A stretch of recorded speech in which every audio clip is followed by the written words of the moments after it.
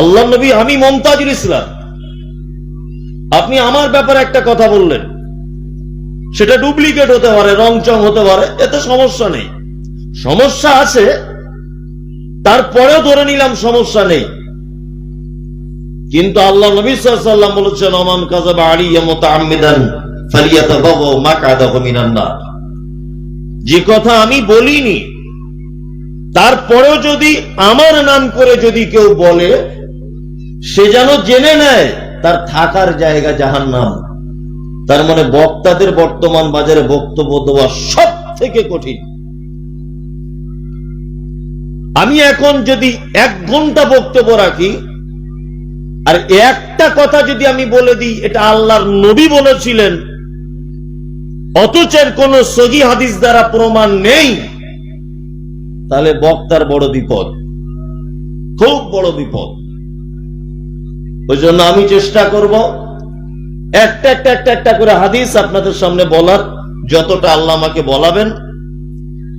আর আপনাদের উচিত হবে সামি'না আতা'না, শোনার সাথে সাথেই মেনে নেওয়া। ইনশাআল্লাহ আমরা মানব, ইনশাআল্লাহ।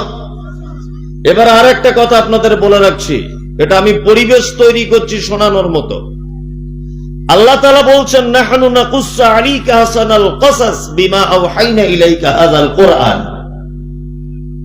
পৃথিবীতে যত গদ্য পদ্য উপন্যাস কবিতা যা কিছু আছে, আল্লাহ সুবহানাহু ওয়া তাআলা বলছেন পবিত্র আল কোরআনে আমি যে কথা বা যে ঘটনা, যে কেচ্চা কাহিনী ব্যবহার করেছি বা বলেছি, এর থেকে উত্তম কোন কাহিনী বা কথা পৃথিবীর জমিনে আর নেই।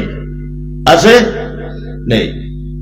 আর কোরআন সম্পর্কে বলা হচ্ছে, আল কোরআন হুজ্জাতুল লাকা ওয়া আলাইকা। কোরআন কখনো তোমার পক্ষে চলে যেতে পারে, কখনো তোমার বিপক্ষে চলে যেতে পারে। আমরা সাধারণ জলসাতে বক্তা যখন বক্তব্য রাখে, কোরআনে আছে কথাটা, হাদিসে আছে, কিন্তু আপনার জীবনে সেইটা বাস্তবে ছিল, এখন তার বিপক্ষে কথা হয়েছে, জলসার পরের দিন বলছে অমুক বক্তাকে আনা যাবে না। কি বলছে বুঝতে পারছেন না? অথচ হাদিস এবং কোরআনেরই কথা বলেছে, তারপরে বলছে অমুক বক্তাকে আনা যাবে না। কারণ কি? কারণ হচ্ছে জায়গাতে আঘাত করেছে, তাই যেটা সঠিক সেটাই। ওই জন্য এই মুহূর্তে আপনি আমাকে মনে করতে পারেন যে আমি একজন সামাজিক ডাক্তার, তাই না? মানে সমাজের মানুষের কোন জায়গায় অসুখ, আমি বক্তা হিসাবে এইটা এই মুহূর্তে আমার দায়িত্ব এবং কর্তব্য সেই জায়গাগুলোতে একটু হালকা করে ট্রিটমেন্ট করে দেওয়া, তাই না? হ্যাঁ, এখন ট্রিটমেন্ট করতে গেলে দুটো অপশন, রোগী বাঁচতেও পারে, রোগী মরতেও পারে। তার মানে আপনার সঙ্গে আমার দ্বিধাদ্বন্দ্ব বেঁধে যেতে পারে, আবার আপনার সঙ্গে আমার বন্ধুত্ব হতে পারে। আমি দোয়া করি যে আল্লাহ যেন আপনাকে সঠিক বুঝে আমল করার ফলে আমার সঙ্গে বন্ধুত্ব সম্পর্কে স্থাপন করে। আমিন। চলুন এবার আস্তে আস্তে করে একটু একটু করে আগানো যাক।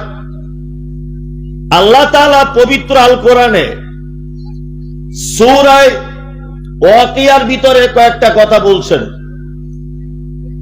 যে কিয়ামতের মাঠে মানুষ 3 দলে বিভক্ত হবে। কটা দলে? 3টা। একটা হচ্ছে আসহাবুল ইয়ামিন, কিছু মানুষ আল্লাহ সুবহানাহু ওয়া তাআলার ডান দিকে থাকবেন। আসহাবুস শিমাল, যদিও সূরা ওয়াকিয়াতে বলা হচ্ছে মাশআমা, আসহাবুল মাশআমা, বাম দিকে এক শ্রেণীর মানুষ তারা দাঁড়াবে। আর এক শ্রেণীর মানুষ সম্পর্কে বলা হচ্ছে ওয়াসাবিকুন আস-সাবিকুন, তারা আল্লাহ সুবহানাহু ওয়া তাআলার সামনে দাঁড়াবে। বোঝার চেষ্টা করুন। সোশ্যাল মিডিয়াতে দেখেছেন যে মমতাজুল ইসলাম মানে বিতর্কিত লোক, উল্টা পাল্টা বলে, আবার কেউ কেউ বলছে নবী মানে না। হ্যাঁ, অনেক মানুষ বলছে। তা আপনারা তো এতদিন সোশ্যাল মিডিয়াতে শুনে গালাগালি করেছেন, আজকে ডাইরেক্ট শুনুন, দেখুন আপনার সঙ্গে বন্ধুতালি হচ্ছে কিনা, তারপরে তো বুঝতে পারবেন। আসলে সোশ্যাল মিডিয়ার আবার কিছু বদমাইশি করে ঠিক যে জায়গাটা আগুন লাগবে ওই জায়গাটা কেটে দিয়ে ছেড়ে দেয়, বুঝলেন না? ওই জন্য মানুষ আমাকে খারাপ মনে করছে। তা আজকে তো আপনি আমাকে ডাইরেক্ট দেখছেন, তা দেখুন আমি কোথায় নবী মানি আর মানি না, আর কোথায় বিতর্কিত কথা বলছি। শিক্ষিত মানুষরা আছেন তো, ওনারা তো বুঝতে পারবেন যে এই ছেলেটা এই জায়গাটা একটা মিস্টেক করে দিয়ে চলে গেছে। তবে আমি মানুষ, আমার মিস হতে পারে, আমি মানুষ। তিন কোয়ালিটির মানুষ কিয়ামতের মাঠে আল্লাহ সুবহানাহু ওয়া তাআলার সামনে দাঁড়াবেন। এক, ডান দিকে থাকবেন। দুই, বাম দিকে একদল। তিন, ওয়াসাবিকুন আস-সাবিকুন, এক শ্রেণী মানুষ তারা আল্লাহ সুবহানাহু ওয়া তাআলার আগে থাকবেন। এবার আপনাকে আবার বলছি, এক, বাম দিকে যারা থাকবে আল্লাহ সুবহানাহু ওয়া তাআলার, তারা ডাইরেক্ট জাহান্নাম চলে যাবে। দুই, যারা ডান দিকে থাকবে এরা জান্নাতে যাবে। তিন, যারা আল্লাহ সুবহানাহু ওয়া তাআলার সামনে দাঁড়াবেন ওনারাও জান্নাতে যাবেন। এইবার একটা কথা বলে দিই, ডান দিকে আর বাম দিকে যারা দাঁড়াবেন এগুলো হচ্ছে আমার আপনার মতো সাধারণ মানুষ, আর আল্লাহ সুবহানাহু ওয়া তাআলার সামনে দাঁড়াবেন এগুলো হচ্ছে অসাধারণ মানুষ যারা, অর্থাৎ নবীগণ, শহীদগণ, সিদ্দিকগণ, এই সমস্ত মানুষরা আল্লাহ সুবহানাহু ওয়া তাআলার সামনে থাকবেন। ওনারা তো জান্নাতের উচ্চ মাকাম স্থান করবে ইনশাআল্লাহ। অবস্থান করবে কোথায়? উচ্চ জায়গাতে জান্নাতের। ওনাদের তো ব্যাপার অতুলনীয়, যার কোনো তুলনা নেই। তাহলে এইখানে আপনি এখন বুঝতে পারলেন যে কিয়ামতের মাঠে কয় দলে মানুষ বিভক্ত হবে? কথা বলুন একটু। তিন দল। এইবার আসুন সূরা ফাতিহাতে। এগুলো কেন যে মানুষ বোঝে না, শিক্ষিত মানুষ কেন যে এগুলো নিয়ে ভাবে না? সূরা ফাতিহাতে আমরা কি বলি? আমরা বলি ইহদিনাস সিরাতাল মুস্তাকিম, আল্লাহ তুমি আমাকে সহজ পথের পথিক করো। সিরাতাল্লাযীনা আনআমতা আলাইহিম, ওই পথের পথিক আমাকে করো যাদেরকে তুমি পুরস্কারিত করেছো। গায়রিল মাগযুবি আলাইহিম ওয়ালাদ-দাল্লিন। তারপরে আমরা বলি আমিন। তারপরে কি বলি? যে আল্লাহ ওদের পথে আমাদেরকে পরিচালনা করো না, বা ওদের পথে আমাদেরকে ঠেলে দিও না, বা ওদের পথে আমাদেরকে তুমি চালিয়ে দিও না যাদের উপরে তুমি রেগে আছো, অখুশি যারা আছে গোমরাহির পথে। তাহলে এখানে কয় কোয়ালিটির লোক হলো? কথা বলুন। দুই কোয়ালিটির লোক। এক, যারা ইনাম অর্থাৎ প্রাইজ প্রাপ্ত মানুষ। আমরা চলতে চাইছি কোন দলে? এখানে স্বীকৃতি দিলাম বা আল্লাহর কাছে চাইলাম কোন দলে চলার জন্য? প্রাইজ প্রাপ্তদের সাথে। যে আল্লাহ ইহদিনাস সিরাতাল মুস্তাকিম সিরাতাল্লাযীনা আনআমতা আলাইহিম, তুমি আমাকে সহজ সরল পথ দেখাও, যারা প্রাইজ প্রাপ্ত, যারা ইনাম প্রাপ্ত, এদের পথে তুমি আমাদের পথিক করো। আচ্ছা বলুন তো, এই দোয়া আমরা করি কি করি না? করি, করি। এইবার আপনাদের সামনে আমার কয়েকটি কথা। এক, আচ্ছা তাহলে আমাদেরকে এখন জানতে হবে যে সেই প্রাইজ প্রাপ্ত মানুষ কারা। এটা জানতে হবে কি হবে না? হবে, অবশ্যই হবে। আমরা কোরআনের কয়েকটি শব্দ একেবারেই অপব্যাখ্যা করে দিই, একেবারেই শুধুমাত্র অপব্যাখ্যা করি নিজের কিছু অর্থের কারণে, আর নিজের আত্মমর্যাদাকে ধরে রাখার কারণে, দুনিয়াবি স্বার্থে, নিজের সুখ সুবিধার জন্য আমরা কিছু কথা একেবারেই উল্টা দিই। আল্লাহ পবিত্র আল কোরআনে কি বলছেন? আনআমাল্লাহু আলাইহিম মিনান নাবিয়্যিনা ওয়াস-সিদ্দীকিনা ওয়াশ-শুহাদা'i ওয়াস-সালিহিন। চার কোয়ালিটির মানুষ তারা পৃথিবীতে প্রাইজ পেয়েছে। আল্লাহ বলছেন, এক, নবীগণ, দুই, সিদ্দিকগণ। সিদ্দিক মানে সাহাবায়ে কেরামগণ, সিদ্দিক মানে সাহাবায়ে কেরামগণ। অশুহাদা, এই যে আমার আগে উনি বলছিলেন বদরের মাঠের ঘটনা, যারা শহীদ হয়েছে এই কোয়ালিটির লোক। অসলিহিন, আর যারা সৎ কর্মশীল তারা। দেখুন, একটা কথা এবারে মাথায় রাখতে হবে। আমি লালগোলা লাইনে, লালগোলা, তখন আমার গাড়ি ছিল না, আজ থেকে 5-7 বছর আগের কথা বলছি। ট্রেনে করে জলসা করতাম, তা ট্রেনে বসে আছি, একজন বয়স্ক মহিলা, 50 বছর মিনিমাম বয়স হবে, আমার পাশে এসে বসেছেন। তা আমাকে বলছেন, আপনার নাম মুমতাজুল ইসলাম? হ্যাঁ খালা, আমার নাম মুমতাজুল ইসলাম। তা বলছে, হ্যাঁ হ্যাঁ হ্যাঁ, সেই তুমি তো আমাদের গায়ের পাশে জলসা করতে এসেছিলে না? হ্যাঁ এসেছিলাম। তো অনেক কথাবার্তা হচ্ছে। তা মেয়েটাকে দেখলাম যে এইখানে তাবিজ ঝোলানো আছে, এইখানে তাবিজ, গলাতে দুটো তাবিজ, সব জায়গাতে তাবিজ ঝোলানো। তা আমি বললাম যে খালা, তাবিজ ঝোলানো এটা তো মারাত্মক বড় পাপ, আপনি এটা কেন করলেন? আমাকে তখন উনি উত্তর দিচ্ছেন, এটা পাপ কি করে হলো? বলছে, হ্যাঁ এটা তো হাদিসে আছে যে তাবিজ এটা শিরক, চলবে না, আপনি এটা করবেন না, খুলে ফেলুন। আমাকে বলছে তাবিজ শিরক হোক আর হারাম হোক আর বেদাত হোক আর যাই হোক, এটা তো আমার স্বামী লিখে দেয়নি, এটা আমার শ্বশুরও লিখে দেয়নি, এটা আপনার মতো কোন দাড়িওয়ালা, টুপিওয়ালা, জুব্বাওয়ালা তাবিজটা লিখে দিয়েছে। তাহলে হারাম হলো কি করে? সে লিখেছে, আপনি বলছেন হারাম। আমি বললাম, কথা তো বাস্তব, কথা তো বাস্তব। আমি হারাম বলে দিলাম, অথচ লিখেছে তো আমার এক মতো কোয়ালিটির একজন মানুষ লিখেছে না।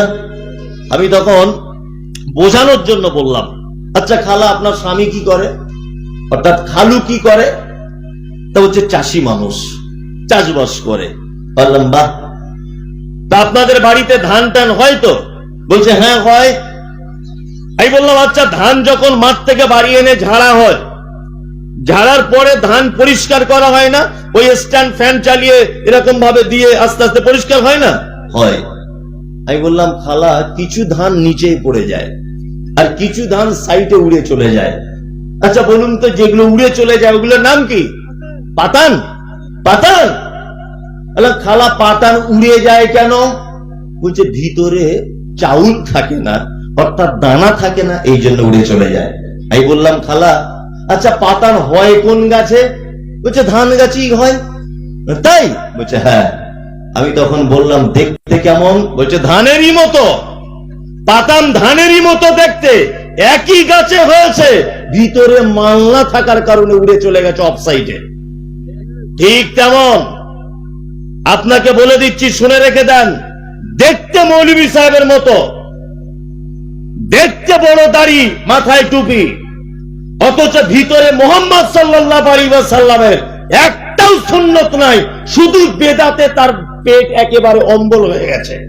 বেদাত ছাড়া কিছু বোঝে না হুজুর। এরকম আছে না নেই? শুধু কিসের কারণে? দুনিয়ার কিছু অর্থের কারণে, এছাড়া আর কিছু নেই। আপনাকে এবার আমি বলতে চাইছি, এখানে কথা দুটো। এক, সলেহীন, আল্লাহ বলছে সৎকর্ম যারা করে এরা কি পুরস্কারিত, এরা প্রাইজ পেয়েছে আমার কাছে। এইবার আপনাকে বলে দিচ্ছি, সৎকর্ম না ভুল কর্ম না ভালো কর্ম, সঠিক না বেঠিক, এটা হুজুর বুঝবো কি করে? সবই তো আপনাদের মতো লোক বলছে। ঘটনা ঘটছে কি ঘটছে না? আমি মুমতাজুল ইসলাম বলছি, এই বিড়ি হারাম, এটা আমার পক্ষ থেকে আপনাকে বললাম, বিড়ি হারাম বোঝানোর জন্য বলছি। উনি আবার এসে বড় পাঞ্জাবি আমার মতো পড়ে আছেন, উনি এসে বলছেন মকরু। বোঝার চেষ্টা করুন। আপনি দাঁত বার করে হাসছেন, আপনাকে তো আমি হাসির কথা বলিনি। এই বর্তমান অবস্থার কথা আপনার সামনে বর্ণনা করছি। এখন কথা হচ্ছে যে ভালো মন্দ বুঝবো কি করে, বুঝবো কি করে? আমরা সমাজের মানুষ এত বোকা। আসলে আমার এই বক্তব্যগুলো শিক্ষিত মানুষ খুব ভালো বুঝতে পারবেন, খুব ভালো বুঝতে পারবেন যে আমি কি বলতে চাইছি আর কি বলবো। এক, আচ্ছা আপনি ডাক্তারখানাতে গেলেন, ডাক্তার বাবু আপনার সমস্ত কিছু জানার পরে আপনাকে বলছে যে আপনার এই রোগ যদি একটু কমাতে চান তাহলে আপনাকে প্রতিদিন খাঁটি গরুর দুধ পান করতে হবে 1 লিটার করে। এই রোগটা যদি আপনি সারাতে চান 1 লিটার খাঁটি দুধ। আপনি বাড়ি এলেন, বাড়ি এসে ভাবছেন যে দুধ খাঁটি কোথায় পাবো? না, পাশের বাড়ির একটা মেয়েকে বললেন তোমাদের তো ভাবি গাই গরু আছে, তাকে 1 লিটার করে দুধ দিও। সে আপনাকে দুধ দিচ্ছে। 3 দিন 4 দিন দুধটা আপনার গিন্নি যখন উনুনে দিয়ে ফুটিয়ে তুলছে তখন ঠান্ডা হয়ে যাবার পরে, গরম দুধ ঠান্ডা হবার পরে উপরে একটা সর জমে যায়, যায় না? যায়। 3 দিন সর জমেছে, 5 দিন 4 দিনের মাথায় তার সর জমে না। লোকটা তখন ভাবছে নিশ্চয়ই দুধে পানি দিচ্ছে, তাছাড়া সর হয় না কেন? তার জিজ্ঞাসা করে বলছে চাচি তুমি কি দুধে পানি দাও? বলছে পানি না দিলে পারা যাবে না, খোলের যা দাম, ভুসির যা দাম, এই তো পানি না দিলে ব্যবসা টিকানো যাবে না। তা কাস্টমার ধরার জন্য প্রথমে 3 দিন খাটিয়ে দিয়েছি, কাস্টমার ধরা হয়ে গেছে, এবার ভেজাল চলছে, বোঝার চেষ্টা করুন। তার লোকটা বলছে তাহলে তোমার কাছে দুধ নেবো না। বলছে কি? বলছে মাদার ডেয়ারি খাবো। ও মাদার ডেয়ারি কোম্পানি বা কোনো দোকান থেকে মাদার ডেয়ারি দুধ কিনেছে, ওই দুধে লেখা আছে 100% পিওর, 100% খাঁটি। কোন কোম্পানি দেখবেন যখন 100% খাঁটি লিখবে তার মানে অন্য কোম্পানিতে ভেজালও বোঝাতে চাইছে। কি বলছি বুঝতে পারছেন না? আর নয় দুধের ভিতরে ভেজাল পাওয়া গেছে এই জন্য লিখেছে 100% খাঁটি, তাছাড়া লিখবে কেন? নিশ্চয় ভেজাল ধরা পড়েছে। এর মনে সন্দেহ হচ্ছে তাহলে মাদার ডেয়ারি খাওয়া যাবে না, রেড কাউ নেবো। ও এখন রেড কাউ খুঁজে দেখছে, ও তো একই কেস। এই দুধ খুঁজতে খুঁজতে আর দোকান চেঞ্জ করতে করতে 5,000 টাকা খরচা হয়ে গেল। আচ্ছা বলুন লোকটা কত বোকা?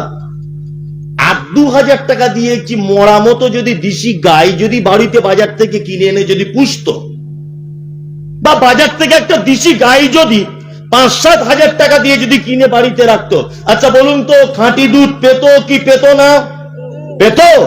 আমরা এত পচা মুসলমান, আমরা এত বোকা মুসলমান, সারা জীবন আমরা খাঁটি ইসলাম খুঁজতে ব্যস্ত, কিন্তু 10 টাকা খরচা করে বাজার থেকে একটা কেউ হাদিস কোরআন কিনে আনে, একটা বই বাড়িতে রেখে দিব পড়বো, এই টাইম আমাদের নেই। আমরা সবাই খাঁটি দুধ পান করতে প্রস্তুত, গাই পুষতে রাজি নয়। খাঁটি ইসলাম শুনবো, খাঁটি ইসলাম মানবো, অথচ আমরা 2-5 হাজার টাকা খরচা করে বুখারী, মুসলিম, আবু দাউদ, নাসাই, তিরমিজি, ইবনে মাজাহ এই সমস্ত সিয়াসতের হাদিসগুলো বাড়িতে কিনে রাখবো, 2টো বাংলা কোরআনের তাফসীর কিনে রাখবো, 2টো বাংলা কোরআনের তরজমা কিনে পড়বো। এটা আমরা করব না, করব না। শুধু হুজুর দিয়ে ইসলাম যাচাই হচ্ছে। আল্লাহু আকবার। অথচ আপনার উচিত ছিল সঠিক হাদিস এবং কোরআন দিয়ে হুজুরকে যাচাই করা যে হুজুর সঠিক আছে কিনা। কি বলছি বুঝতে পারছেন না?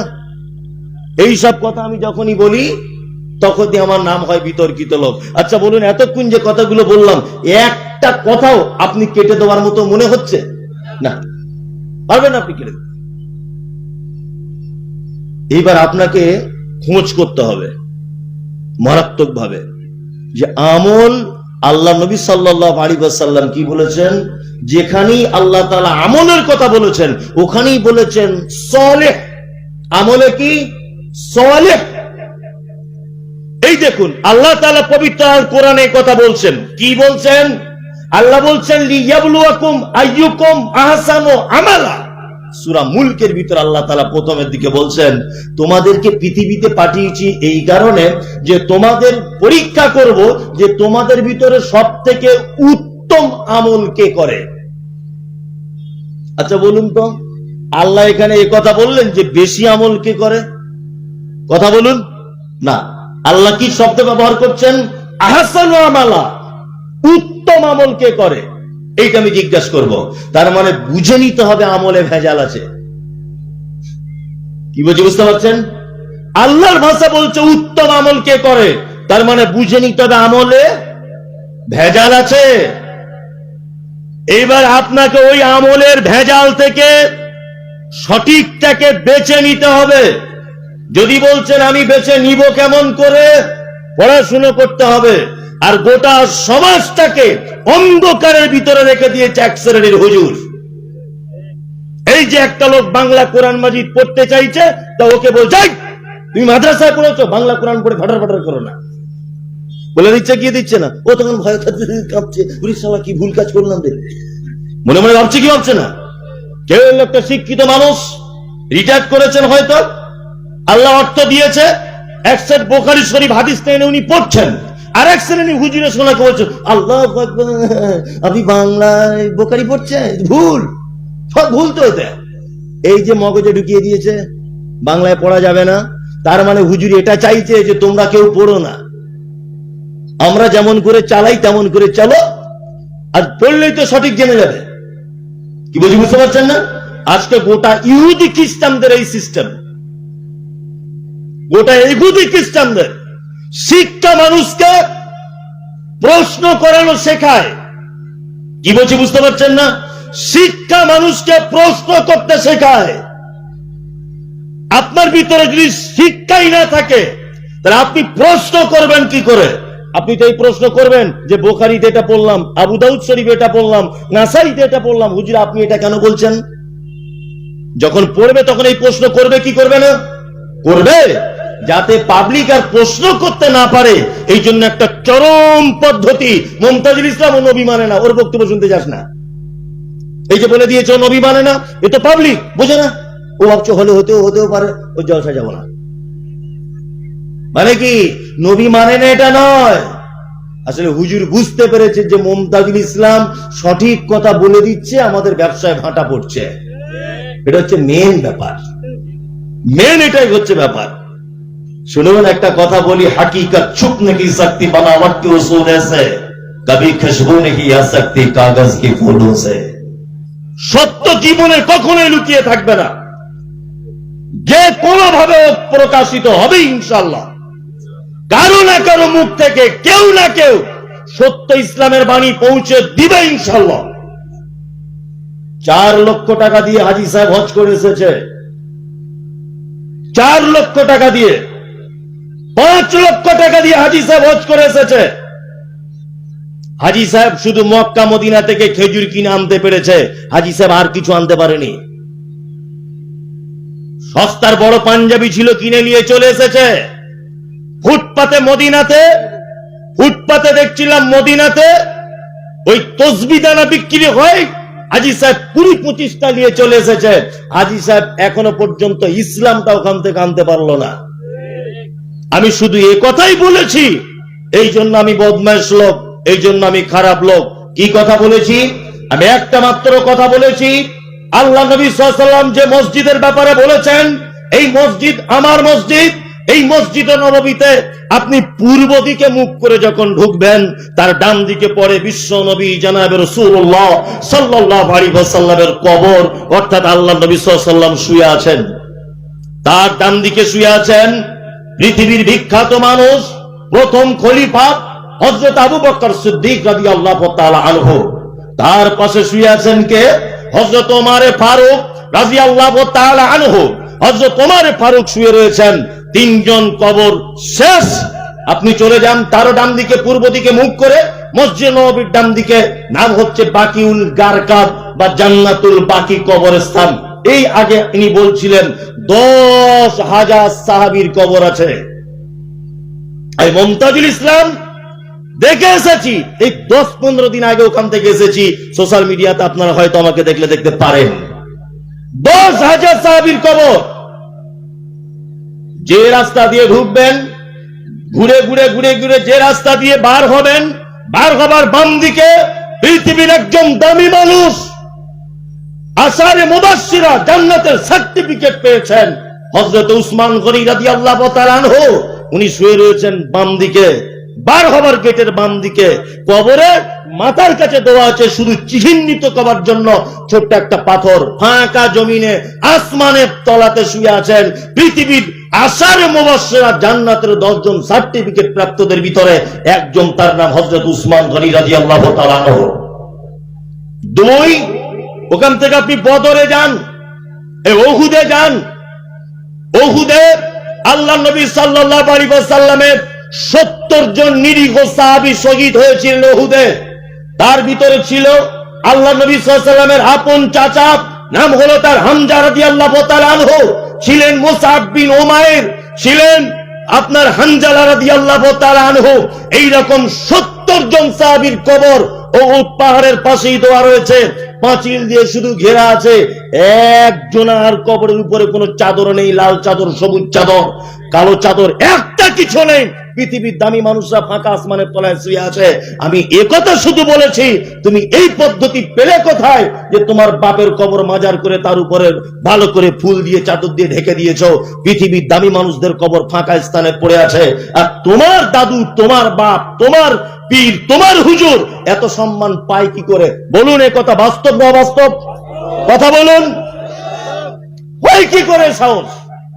এই কথা বলেছি বলে আমার নাম দিয়েছে পাগল, নবী বিশ্বাস করে না। কি বললাম বুঝলেন না? মানে সেই কাটা ঘায়ে লবণের ছিটা বলে। দেখবেন আমার বিরোধিতা পাবলিক কেউ করবে না, আমার বিরোধিতা করবে শুধু হুজুরেরা, আর কেউ না। যে কথা আপনাকে বলতে এসেছি সেটা হচ্ছে এই যে আমলে সলেহ, আমলে সলেহ, ভালো কাজ, এই ভালো কাজ কয়েকটা বলবো, আর প্রাইজ প্রাপ্ত কয়েকজন মানুষের ইতিহাস আপনাদের সামনে উপস্থাপন করব ইনশাআল্লাহ। 1, আমল করার আগে শিক্ষিত মানুষরা ভালো করে সব শুনুন। আপনাদের থেকে আমি অনেক জুনিয়র বয়সের দিক দিয়ে। আমার মায়ের হিসাব অনুযায়ী আমার 1990 সালে জন্ম হয়েছে। 1990 সালে, মানে আপনাদের ছেলেদের বয়সী হব হয়তো আমি, তাই না? তবে আমি কিছু পড়াশুনো করে এসে বলছি, একেবারে না পড়ে কিন্তু আমি বলছি না। আমল করার আগে 3টে জিনিস মাথায় রেখে আমল করতে হবে। কটা? কথা বলুন। 3টা।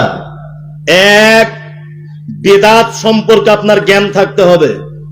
2, এই আমলের ভিতরে কোনো লৌকিকতা যেন না থাকে, অর্থাৎ রিয়া। 3, শিরক, আমলের ভিতরে যেন শিরকের কোনো গন্ধ না থাকে। 4, এই আমল কোথায় পেলেন তার দলিল লাগবে, প্রমাণ লাগবে। এইবার আপনাকে একটা কথা বলছি, ভালো করে মাথায় ঢোকান। আল্লাহ তাআলা কিয়ামতের মাঠে একজন অপরাধীকে ডাইরেক্ট ধরে বলবে না যে তুমি জাহান্নামে চলে যাও। আল্লাহ তাআলা ওই অপরাধীর বাম হাতে একটা খাতা বা একটা বই দিয়ে বলবে, এই বড় অপরাধী তুমি। অপরাধী তখন বইটা খুলে পড়ে বলবে, উই বাবা, এত সাংঘাতিক ব্যাপার, এতে ছোট পাপও বাদ যায়নি, বড় পাপও বাদ যায়নি। আমি এত যা কিছু করেছি, রাতের অন্ধকারে গোপনে ফোনে কথা বলেছি, সেটাও তো লেখা আছে। কারো জমি ফাঁকি দিয়ে দিয়েছি, সেটাও তো লেখা আছে।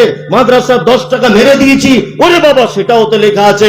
কোন মেয়ের দিকে আড়ে আড়ে দেখেছি, ওরে বাবা, সেটাও তো লেখা আছে। একটাও ছোট বড় পাপ কিছুই বাদ যায়নি। তার মানে বোঝা গেল আল্লাহ পর্যন্ত নিজে একটা মানুষকে অপরাধী প্রমাণ করার জন্য নিজের দলিল পেশ করবে। কি বলছি বুঝতে পারছেন না?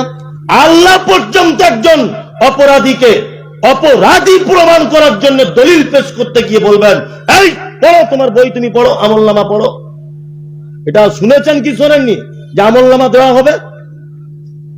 তাহলে আমলনামা দিয়ে আল্লাহ পর্যন্ত বলবে অমুক অমুক জায়গাতে অমুক অমুক পাপ তুমি করেছ। আর হুজুর বক্তব্য রাখতেছে, শুধু বলছে অমুক কেতাবে লেখা আছে। কোন কেতাবে নাম বলো, কোন কেতাবে লেখা আছে? বলছে অমুক হুজুর বলেছে। কোন হুজুর বলেছে? কোন হুজুরের কথা ইসলাম চলবে না। একজন মানুষের কথা ইসলাম চলবে, তিনি হচ্ছেন মুহাম্মদ সাল্লাল্লাহু আলাইহি ওয়াসাল্লাম। দ্বিতীয় কোনো অপশন নেই, কোনো অপশন নেই দ্বিতীয়। সারা জীবন বলেছে যে আমার হুজুর বলেছে, আমার অলি বলেছে, আমার অমুক বলেছে, তমুক বলেছে। তোমার হুজুরের কোন দিয়ে দাম দিয়ে ইসলাম চলবে না। একজন মানুষের কথা দিয়ে ইসলাম চলবে, তিনি হচ্ছেন মুহাম্মদুর রাসূলুল্লাহ সাল্লাল্লাহু আলাইহি ওয়াসাল্লাম। আল্লাহ তাআলা বলেছেন আতিউল্লাহ ওয়া আতিউর রাসূল তুবতিলু আমালাকুম, তোমরা আল্লাহর আনুগত্য করো, রাসূলের আনুগত্য করো, তোমরা তোমাদের আমলগুলোকে নষ্ট করে দিও না।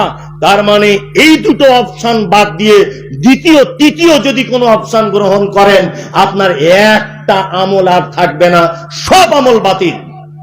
মাথায় রাখতে হবে চারটা। এক, বেদাত কাকে বলে? দুই, ইবাদতে রিয়া হচ্ছে কিনা? তিন, ইবাদতে শিরকের গন্ধ আছে কিনা? চার, ইবাদতের দলিল আছে কিনা? চারটে জিনিস আপনাকে একটু একটু করে ব্যাখ্যা করে দিই, বুঝতে সুবিধা হবে। এক, বেদাত কাকে বলে? বেদাত ওই সমস্ত কাজ বা ওই সমস্ত আমল যেটা মানুষ করে নেকির উদ্দেশ্যে। বোঝার চেষ্টা করুন, বেদাত ওই সমস্ত আমল যেটা মানুষ করে নেকির উদ্দেশ্যে, অথচ সেটা হাদিসে নাই, কোরআনে নাই, সাহাবীদের থেকে প্রমাণ নাই, কারো থেকে কোনো প্রমাণ পাওয়া যায় না। এর নাম বেদাত। কি বলছি বুঝতে পারছেন? এর নাম কি? বেদাত। কিছু কিছু আমল আছে যে আমলগুলো আমি তো আজ পর্যন্ত কোনো জায়গায় খুঁজে পাইনি। আমি কোন তদন্ত করছি না, এখন আমার গাড়ির ডিগ্গিটা আপনি চেক করুন, 2-5 হাজার টাকার বই ভরা আছে এখনই গাড়িতে। এখান থেকে কলকাতা যাই, 24 ঘন্টা বই পড়তেই আছি, 24 ঘন্টা জ্ঞানের জন্য বই পড়তেই আছি। দেখি কোথাও আমার ভুল হচ্ছে কিনা, দেখি আমি সঠিক আছি কিনা। তাতে করে দেখতে পাচ্ছি আমাদের দেশের মাটিতে ভুয়া আমল আছে হাজার হাজার, যেগুলো ইসলামে নাই। আল্লাহু আকবার। বেদাত মারাত্মক ভয়ঙ্কর একটি পাপ। কত ভয়ঙ্কর পাপ দেখবেন। আল্লাহ নবী সাল্লাল্লাহু আলাইহি ওয়াসাল্লাম বলেছেন প্রত্যেক বেদাতকারীর ভ্রষ্টতা ভিতরে আছে, আর প্রত্যেক পথভ্রষ্টতাকারী থাকার জায়গা জাহান্নাম। আগে একটা কথা বলেছি, নবী যে কথা বলেনি ও কথা যদি কেউ বলে থাকার জায়গা জাহান্নাম। আর নবী যেটা করেনি বা করতে বলেনি ওটা যদি কেউ নবীর নাম নিয়ে করে, তার থাকার জায়গা জাহান্নাম। এবার আপনাকে একটা কোরআনের আয়াত বলি। এখানে তো আলেম ওলামা আছে, অনেক হাফেজ সাহেবরা আছেন। একটা যদি চুল চেরা এদিক ওদিক কথা বলি তাহলে আমাকে এখনই ধরবে, কারণ আমি একাই যে বুঝি তা নয়, এখানে সব বড় বড় মানুষের আছে। আল্লাহ পবিত্র আল কোরআনে কি বলছেন? আমিলাতুন নাসিবা তাসলা নারান হামিয়া। এক শ্রেণীর মানুষ তারা আমল করবে, আমল করতে করতে নাসিবা, তারা ক্লান্ত হয়ে যাবে। আল্লাহ বলছেন তাসলা নারান হামিয়া, তারপরেও তাদেরকে টেনে হিচড়ে জাহান্নামের ভিতরে ঢোকানো হবে। বলুন এরা কারা? এরা কারা? আল্লাহু আকবার। আল্লাহ বলছে আমল করবে, আমল করতে করতে ক্লান্ত হয়ে যাবে, তারপরে আল্লাহ বলছে হিচড়ে তাদেরকে জাহান্নামে ঢোকানো হবে। বলুন এরা কারা? কারা এরা? এই হচ্ছে সেই লোক, সেই আমলকারী যে আমল করেছে কিন্তু তার আমল করার পরেও আমল বাতিল হয়ে গেছে বেদাতের কারণে। একটা কথা মাথায় রেখে দেন, একটা হাদিসের অংশ আপনাকে বলি। আমাদের নবী মুহাম্মদ সাল্লাল্লাহু আলাইহি ওয়াসাল্লাম বসে আছেন। একটা লোক মসজিদের ভিতরে গিয়ে 2 রাকাত সালাত আদায় করলেন। সালাত আদায় করেছেন, আল্লাহ নবী সাল্লাল্লাহু আলাইহি ওয়াসাল্লাম জিজ্ঞাসা করছেন, এই তুমি সালাত আদায় করেছো? তখন লোকটি বলছেন, আল্লাহর নবী আমি করেছি।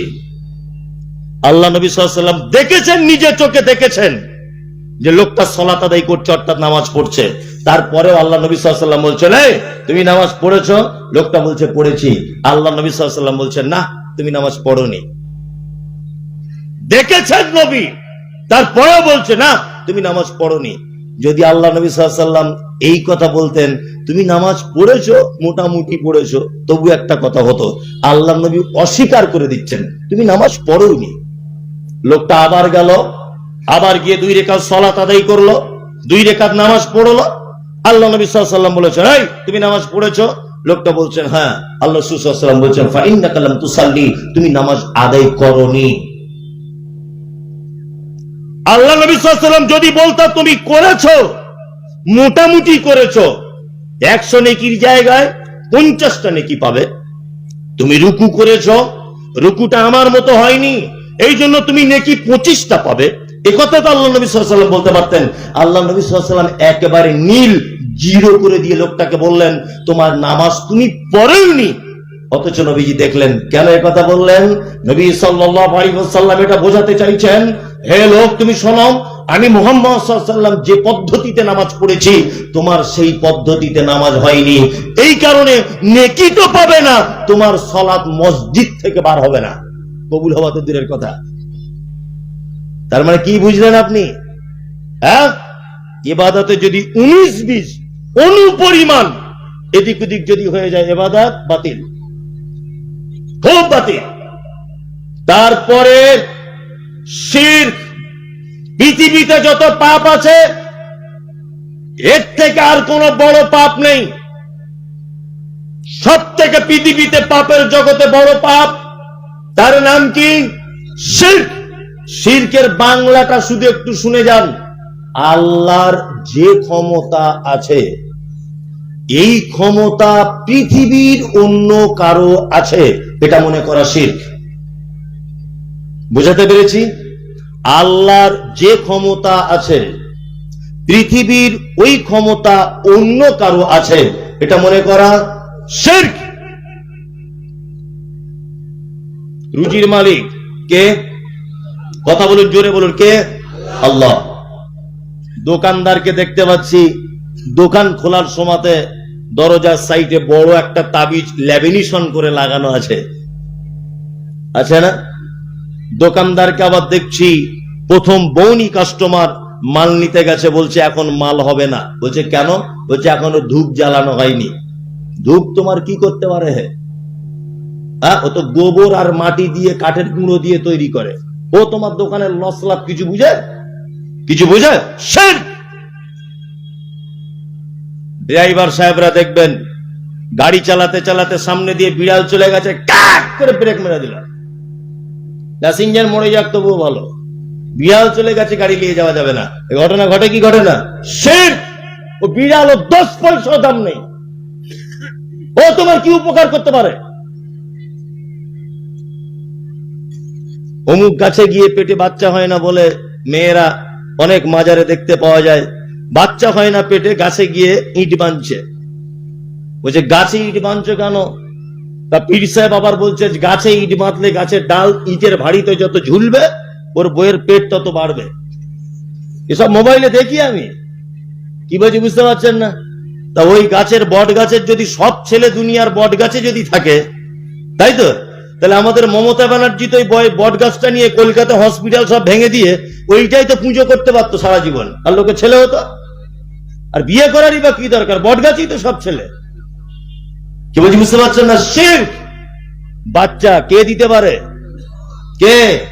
আল্লাহ। সুস্থ সুস্থ মালিক কে? আল্লাহ। ওষুধ খাবেন, এটা সুন্নত। চিকিৎসা করাবেন, এটা সুন্নত।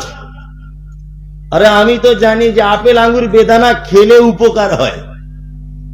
এখন কারো যদি, কেউ যদি মনে করে বড় একটা আপেল গলায় বেঁধে ঘুরবো, আচ্ছা বলুন তো এতে কোনো উপকার হবে? হবে? হবে না। কোরআন মাজিদ পড়লে উপকার হয়। আয়াতুল কুরসি পড়ুন, আপনি শিফা পাবেন। সূরা ফাতিহা পড়ুন, আপনি শিফা পাবেন। 4 কুল পড়ুন, মুআব্বিজাতাইন, অসুস্থকে ঝাড়ফুঁক করুন, আপনি ভালো হয়ে যাবেন, কোনো অসুবিধা নেই। ও পড়া বাদ দিয়ে সস্তায় সস্তায় 10 টাকা দিয়ে তাবিজ নিয়ে বগলে বেঁধে ঘুরছে। কি বলছি বুঝতে পারছেন না? পড়ুন, পড়লে লোক সারবে, বাঁধলে লোক সারবে না। লাল সুতো, ইয়াং ছেলে, হ্যাঁ ইয়াং ছেলে, বিড়াল দেখলে ভয় পায়, ওর মা নাম রেখেছে মুজাহিদ। কি বলছি বুঝতে পারছেন না? বিড়াল ছানা দেখলে ভয় করে, নাম মুজাহিদ। আবার হাতে দেখছি লাল সুতো পড়ে আছে, বলছে কি ব্যাপার? বলছে 4-5টা দেখে এলাম, একটাও শালা পছন্দ হয় না, মনে হয় কেউ কিছু করেছে। ঘটনা ঘটে কি ঘটে না? বলছে তাও পছন্দ হচ্ছে না, মনে হয় কেউ কিছু করেছে। ওই জন্য আমার মা অমুক জায়গা থেকে লাল সুতো বেঁধে এনে দিয়েছে, এবার যেখানেই দেখতে যাবে এক চান্সে পছন্দ হবে। এই 50,000 বছর আগে লেখা আছে তোমার সঙ্গে কার বিয়ে হবে। কত বছর আগে? 50,000 বছর আগে। পৃথিবী সৃষ্টি হবার, তুমি সৃষ্টি হবার 50,000 বছর আগে লেখা আছে তুমি কত টাকার মালিক হবে।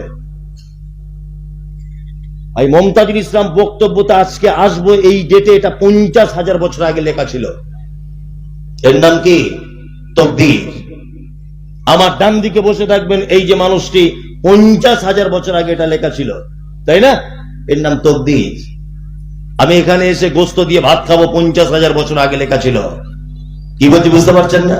হ্যাঁ, লাল সুতো বেঁধে তোমার পরের মেয়ে নিজের হয়ে যাবে, এটা ভাবলে কি করে? 50,000 বছর আগে যদি টেঁড়া যদি ফিট করা থাকে, ওই টেঁড়াই পাবে। খুব রূপসী যদি ফিট করা থাকে, খুব রূপসী পাবে। বেঠে যদি ফিট করা থাকে, বেঠেই পাবে। লম্বা যদি ফিট করা থাকে, লম্বাই পাবে। কালো ধল যদি ফিট করা থাকে, কালোই পাবে, ধলই পাবে। কোনো পরিবর্তন হবে না। শিরক মারাত্মক বড় পাপ। 3, 4, 3 রিয়া যেন না হয়, রিয়া।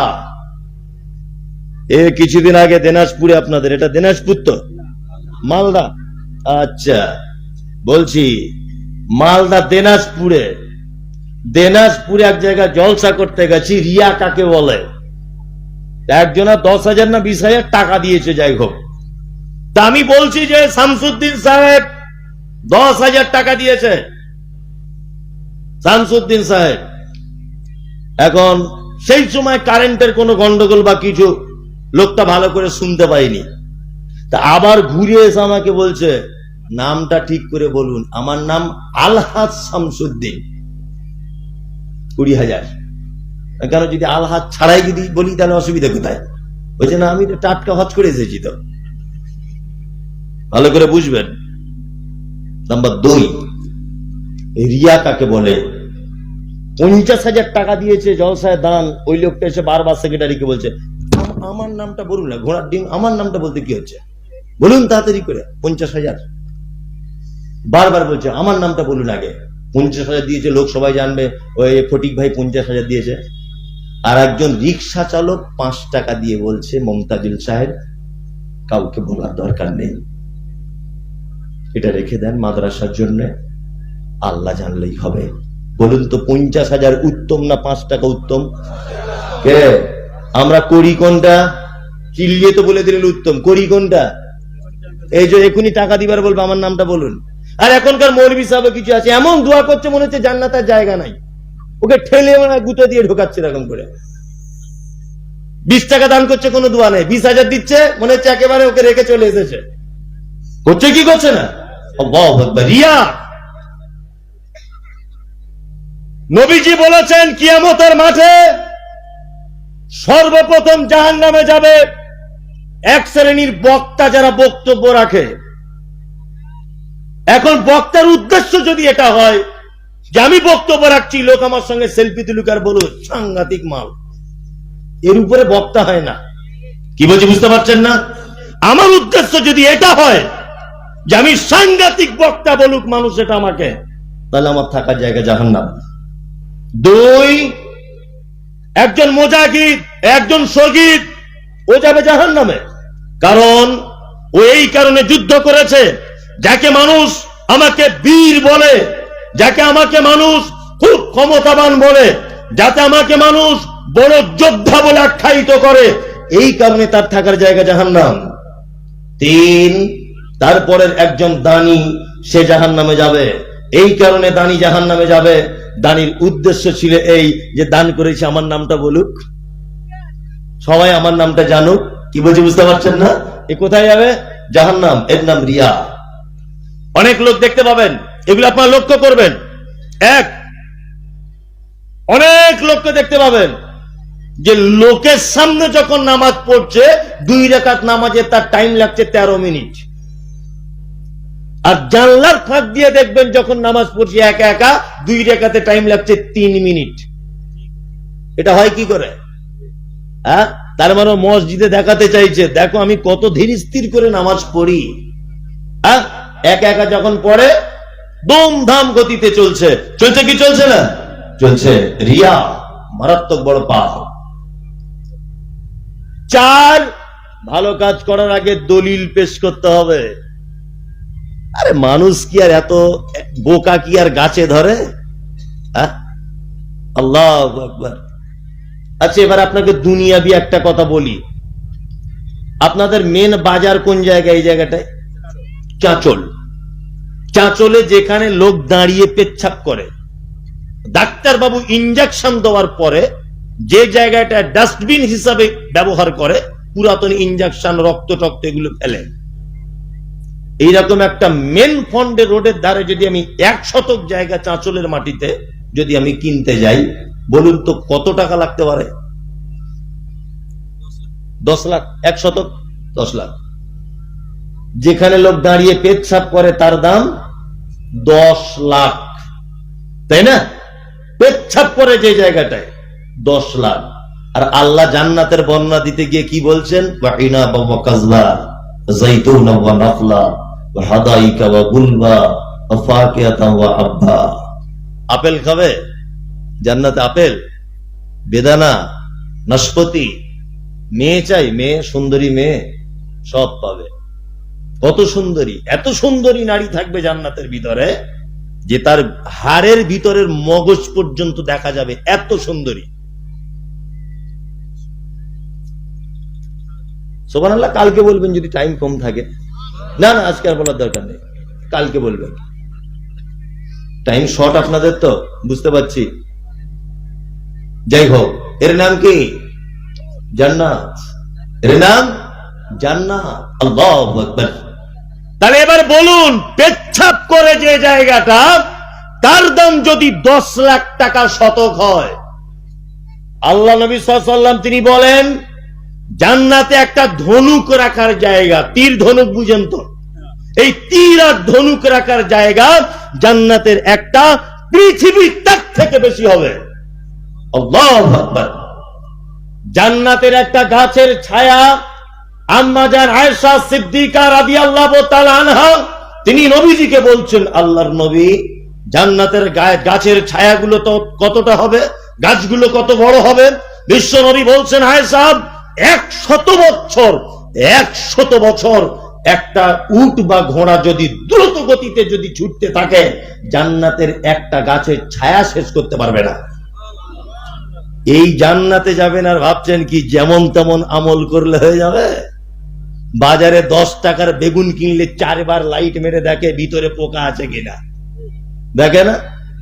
500 টাকার নোট দিলে 4 বার দেখে যে নেড়া ঠিক আছে কিনা। দেখি কি দেখি না? দেখি, সবাই দেখি।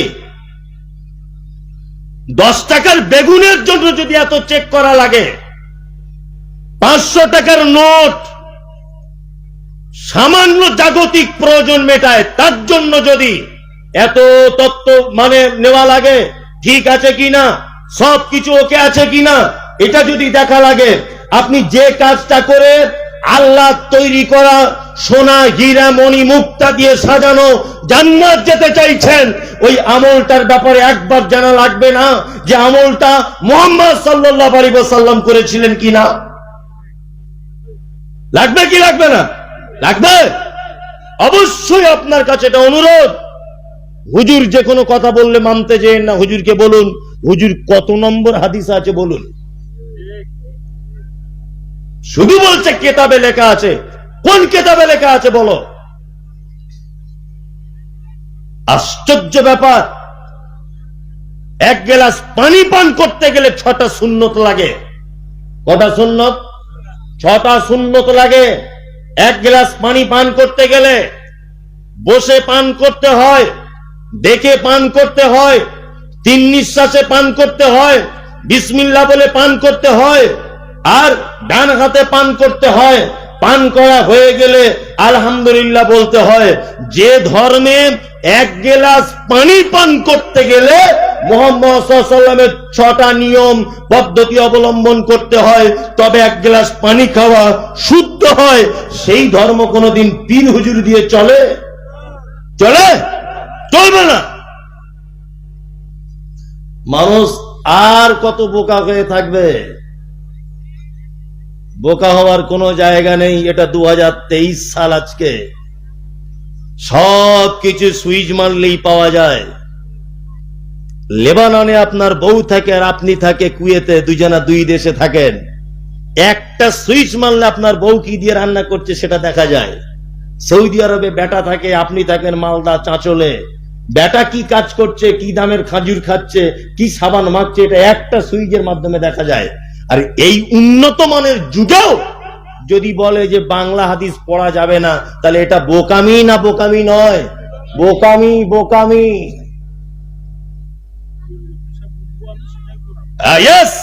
এটাই কিন্তু আমাদেরকে সরিয়ে রাখছে যাতে প্রশ্ন করতে না পারি। আল্লাহ তুমি আমাদের জাতিকে সঠিক বোঝার তৌফিক দান করে, বলুন আমিন। পশ্চিম বাংলা সারা ভারতবর্ষের মাটিতে সঠিক হাদিস এবং কোরআনের দাওয়াত চলবে ইনশাআল্লাহ। যত ভ্রান্ত মতবাদ, সমস্ত ভ্রান্ত মতবাদ পশ্চিম বাংলা থেকে উচ্ছেদ করতে হবে। এটা আলেম ওলামাদের দায়িত্ব নিয়ে যে কোনো মূল্যে। আমাকে সোশ্যাল মিডিয়াতে ফোন করে গালাগালি দেয় আর বলে আপনি মাজারের বিরুদ্ধে বক্তব্য রাখেন, পীরের বিরুদ্ধে রাখেন, আপনি হিন্দুরা কই দেব দেবীর পুজো করে তাদের বিরুদ্ধে বক্তব্য রাখেন না। কোনো দরকার নেই, কারণ এটা আমি জানি এটা হিন্দুস্তান, আমি হিন্দু দেশের নাগরিক মমতাজুল ইসলাম। ও হিন্দু, ও স্বীকৃতি দিয়েছে জন্মসূত্রে আমি একজন হিন্দু। যে খ্রিস্টান সে জন্মসূত্রে স্বীকৃতি দিয়েছে আমি একজন খ্রিস্টান। যে ইহুদি সে জন্মসূত্রে স্বীকৃতি দিয়েছে সে ইহুদি। আল্লাহ সুবহানাহু ওয়া তাআলা বলেন লাকুম দীনুকুম ওয়ালিয়া দীন, যার দিন তার কাছে, তোমার দিন তোমার কাছে। হিন্দু সে তার দিনের ব্যাপারে স্বীকৃতি দিয়েছে আমি একজন হিন্দু, তার বিরুদ্ধে কথা বলা যাবে না। কিন্তু তুমি মুসলমান দাবি করে বড় পাঞ্জাবি পরে আল্লাহ ছাড়া অন্য জায়গায় তুমি মাথা ঠুকবে, এর বিরুদ্ধে আমাকে বক্তব্য রাখতেই হবে, যে কোনো মূল্যে রাখতে হবে। আল্লাহ নবী সাল্লাল্লাহু আলাইহি ওয়াসাল্লাম মক্কাতে যতদিন পর্যন্ত ছিলেন, আল্লাহ পবিত্র কোরআনে বলছেন ওয়াদুলাউ তুদহিনু ফায়ুদহিনুন, আপনি কখনোই যেন তাদের সঙ্গে সেটিং করতে যাবেন না। সেটিং মানে অনেক হুজুর আছেন এরকম বলে তোমাদেরটাও চলবে আমাদেরটাও চলবে, ওই যে ওইটাও করলে হয় এটাও না করলে হয়, বলে কি বলে না, ও সুবিধাবাদ জিন্দাবাদ, ও সুবিধাবাদ হুজুর। কি বলছি বুঝতে পারছেন না? সুবিধাবাদ। ও সব জানে যেটা বেদাত, শুধু টাকার কারণে কিছু বলতে পারে না। বাড়িতে কোরআন পড়তে গেলেই যে 200 টাকার নোট পাওয়া যাবে, ওই জন্য বলতে পারে না যে কুল পড়া নিতে গিয়ে কোরআন পড়তে নেই, এটাও বলতে পারে না। 200 টাকা পাবে না এই কারণে। কি বলছি বুঝতে পারছেন না? মুহাম্মদ সাল্লাল্লাহু আলাইহি ওয়াসাল্লাম মক্কায় ছিলেন, আল্লাহ বলছেন আব্দুল্লাহ তুদহিনু ফায়ুদহিনুন, নবী মুহাম্মদ সাল্লাল্লাহু আলাইহি ওয়াসাল্লাম আপনি যেন তাদের সঙ্গে এই পরামর্শতে আসবেন না আর এই কথা বলবেন না যে ঠিক আছে তোমাদের 360টা দেবদেবীও ভালো, তোমরা তোমাদেরটা করো, আমি আল্লাহকে মানি, আল্লাহরই পূজা অর্চনা করি, তোমরা 360টার করো। এই কথা যেন মুহাম্মদ সাল্লাল্লাহু আলাইহি ওয়াসাল্লাম আপনি যেন বলতে যাবেন না। আপনি এই কথা প্রকাশ্যে বলুন 360টা দেবদেবী এগুলো ভ্রান্ত, আপনি এই কথা প্রকাশ্যে বলুন। যখনই মুহাম্মদ সাল্লাল্লাহু আলাইহি ওয়াসাল্লাম এই কথা বলেছেন 360টা দেবদেবী চলবে না, এক আল্লাহকে মেনে নিতে হবে। মুহাম্মদ সাল্লাল্লাহু আলাইহি ওয়াসাল্লাম নাউজুবিল্লাহ কখনোই মক্কাতে কোনো অপরাধ করেননি, কারোর জমি 10 পয়সা ফাঁকি দেননি, কারোর সম্পদ আত্মসাৎ করেননি, কারোর মেয়ের সঙ্গে কটু কথা বলেননি, কারোর পরিবারের সঙ্গে মুহাম্মদ সাল্লাল্লাহু আলাইহি ওয়াসাল্লামের কোনো অশান্তি ছিল না। তারপরে লোকটাকে আবু বকরকে সাথে নিয়ে গোপনে গোপনে মদিনায় পালাতে হলো, একটাই মাত্র পালানোর কারণ হক কথা বলে দেওয়ার জন্যে। কারোর সঙ্গে কোনো অশান্তি ছিল না। মক্কা ছেড়ে চলে যেতে হলো কেন? শুধু সত্য কথাটা বলেছে তাই। একটা নবী আপনি দেখান যে নবীকে তার উম্মতেরা ছেড়েছে মারেনি, একটা নবী দেখান, দেখান একটা নবীর নাম বলুন, একটা নবীর আপনি নাম বলুন যে নবীকে তার উম্মতেরা মারেনি। প্রতিটা নবীকে মার খেতে হয়েছে, একটাই একটাই কারণে, শিরক উচ্ছেদের কারণে, তাওহীদ প্রতিষ্ঠার কারণে, জাতির সামনে হক কথা বলার কারণে। এখনো পর্যন্ত বক্তারা পশ্চিম বাংলায় বক্তব্য রাখে, এদের মারে না কেন? নবীরা মার খেয়েছে প্রত্যেক নবী তার উম্মতদের কাছে, এখনকার বক্তা মৌলভী সাহেবদের মারে না কেন পাবলিক? হ্যাঁ, মারে না মানে বুঝে নিতে হবে সে এখনো সত্য কথা বলিনি। আমি এখানে সত্য কথা বলবে, আপনার জ্বালা ধরে যাবে, আপনি আমাকে মারবেন, আমার গাড়ি ভাঙচুর করবেন, তবেই তো কাজ হয়েছে, আমি বুঝবো যে সত্যি কাজ হয়েছে আজকে। কি বুঝতে পারছেন না? ওই যে মেদিনাপুরে গিয়ে বলেছি শুধুমাত্র একটা কথা, মুহাম্মদ সাল্লাল্লাহু আলাইহি ওয়াসাল্লাম এই কথা বলেছেন, একটা মানুষ যখন মারা যাচ্ছে, মারা যাবার সময় তার পাশে বসে তুমি এতটুকু কথা বলো, লা ইলাহা ইল্লাল্লাহ, লা ইলাহা ইল্লাল্লাহ, এতটুকু কথা তোমার জন্য পারমিশন। নবীজি বলেছেন তোমার বলাতে যদি ওই লোকটা মুমূর্ষ ব্যক্তি যদি একবার বলে দেয় লা ইলাহা ইল্লাল্লাহ, নবীজি বলছেন তাহলে তার থাকার জায়গা জান্নাত। ভালো করে বুঝবেন, এটা কার হুকুম? নবীর হুকুম। অথচ বাড়ির লোকটা তাড়াতাড়ি করে দেখছি মাদ্রাসার মৌলভী সাহেবকে ডেকে এনেছে, ডেকে এনে বলছে হুজুর, বলছে কি? বলছে আমার আব্বা যায় যায়, ভাব আপনি তাড়াতাড়ি করে আসুন। এসে দেখছি হুজুর তাড়াতাড়ি করে মাদ্রাসার 15টা ছেলে নিয়ে বসে বসে কোরআন মাজিদ করছে, কোরআন মাজিদ তেলাওয়াত করছে। বোঝার চেষ্টা করুন, আমি কোনো ফতোয়া দিতে আসিনি, জাস্ট বোঝানোর জন্য বলছি। নবী বলেছেন কলেমা পড়ো তার কাছে বসে, হুজুর এসে করছে কি? হুজুর এসে তার কাছে 12টা ছাত্র নিয়ে কোরআন মাজিদ তেলাওয়াত করছে, তাই তো? চলুন, লোকটা মারা গেল এক পর্যায়ে। আল্লাহ নবী সাল্লাল্লাহু আলাইহি সাল্লাম বলেছেন যত তাড়াতাড়ি পারবে তুমি তাকে দাফন করার ব্যবস্থা করো, যত তাড়াতাড়ি পারবে তাকে কবরে দাও, যত তাড়াতাড়ি পারবে তাকে দাফন করো। জানাজার নামাজ পড়তে গেল, জানাজার নামাজে ইমাম সাহেব দাঁড়িয়ে দাঁড়িয়ে বলছে যে আমাদের গ্রামে জুলফিকার ভাই মারা গেছে, আপনারা সবাই ক্ষমা করে দেন। এটা ঠিক আছে, যদি ঋণ টিন কিছু করে থাকে তাহলে ওর বেটাদেরকে বলবেন আপনাদের পরিশোধ করে দিবে, যদি অপারক হয় আপনার আল্লাহর রাস্তায় মাফ করে দিয়ে, এটাও চলবে। তারপরে আবার বলছে যে ঠিক আছে, পাড়ার মেয়ে ছেলেরা 32 খতম দিয়েছে, এর নামে বকশে দিতে হবে, আর একটা কাজ করতে হবে। কি কাজ? না, লোকটা তো মারা গেছে, 40 যেদিন হবে সেই দিন ওর 4 বেটা মিলে আপনাদের সবাইকে দাওয়াত দিচ্ছে, এসে একটু খেয়ে যাবেন। এ করে কি করে না? করে। এর সঙ্গে ইসলামের কোনো সম্পর্ক নাই, এর সম্পর্কে ইসলামের কোনো সম্পর্ক নাই। আল্লাহু আকবার, কোনো সম্পর্ক নাই। অথচ আমরা এটা মারাত্মক বড় ইবাদত বলে চালিয়ে দিচ্ছি, মারাত্মক বড় ইবাদত। আর লোককে খাওয়ালাম মানে বিশাল একটা ব্যাপার, তাই না? সঠিক ইসলাম জানুন, পড়াশুনো করুন, অন্ধ হয়ে আর থাকবেন না। আমার কথাও শুনতে আপনাকে বলিনি, আমি যে কটা কথা বলেছি একটাও আপনাকে মানার জন্য অনুরোধ করছি না। আপনার কাছে শেষ অনুরোধ, আপনি কিছু বইপত্র কিনে পড়ুন, আমার কথা একটাও মানতে হবে না। আপনি কিছু বইপত্র পড়ুন, এটা আপনার কাছে অনুরোধ। তাহলে এর নাম হচ্ছে বেদাত, ভালো করে বুঝবেন, দলিল চাই। এবার আপনাদেরকে আমি কয়েকটা খুব ভালো ভালো কথা বলে দেওয়ার চেষ্টা করছি। কয়েকজন সাহাবীর থেকে আপনাদেরকে কয়েকটা ঘটনা বলছি, ঘটনাগুলো শোনার চেষ্টা করুন। আচ্ছা, একজন সাহাবী, বিখ্যাত সাহাবী, নাম শুনেছেন? হযরতে বেলাল কে রাদিয়াল্লাহু তাআলা আনহু। আল্লাহ নবী সাল্লাল্লাহু আলাইহি ওয়াসাল্লাম, এই ভালো কাজগুলো করব আমরা ইনশাআল্লাহ, ইনশাআল্লাহ, ইনশাআল্লাহ। আল্লাহ নবী সাল্লাল্লাহু আলাইহি ওয়াসাল্লাম স্বপ্ন যোগে দেখছেন বা মিরাজের রাত্রিতে গিয়ে জান্নাতের দিকে তাকিয়ে তিনি দেখছেন যে জান্নাতের ভিতরে একটা যুবক ছেলে, একদম টকটকে যুবক, জান্নাতের ভিতরে হাঁটছে। রাস্তা দিয়ে চললে যেমন টক টক টক টক করে আওয়াজ হয়, জুতোর আওয়াজ, বা বুট জুতো পড়লে যেমন আওয়াজ হয়, এই তেমন জান্নাতের ভিতরে আওয়াজ হচ্ছে। আল্লাহ নবী সাল্লাল্লাহু আলাইহি ওয়াসাল্লাম জিবরিলকে বলছেন, জিবরিল, লোকটাকে আমি নবী এখনো জান্নাতে ঢুকতে পারলাম না, কে লোকটা জান্নাতের ভিতরে ঘোরাফেরা করছে, কে এটা, পায়ের আওয়াজটা কার? জিবরিল আমিন এসে বলছেন, আল্লাহর নবী, এটা আপনারই মসজিদের মুয়াজ্জিন, নাম হলো তার হযরতে বিলাল। আল্লাহু আকবার। বিশ্বনবী আর একটু আগিয়ে গেলেন। আর একটু আগিয়ে যাবার পরে দেখছেন একজন মহিলা জান্নাতের ভিতরে আর একজন মহিলার সঙ্গে কথা বলছেন। পর্দার আড়াল থেকে আল্লাহ নবী সাল্লাল্লাহু আলাইহি ওয়াসাল্লাম দেখছেন গলার আওয়াজটা বড় পরিচিতা পরিচিত মনে হচ্ছে। আল্লাহ নবী জিজ্ঞেস করছেন জিবরিলকে, জিবরিল, ও জিবরিল, মহিলাটি কে গো? তার গলার আওয়াজটা পরিচিত পরিচিত মনে হচ্ছে খুব।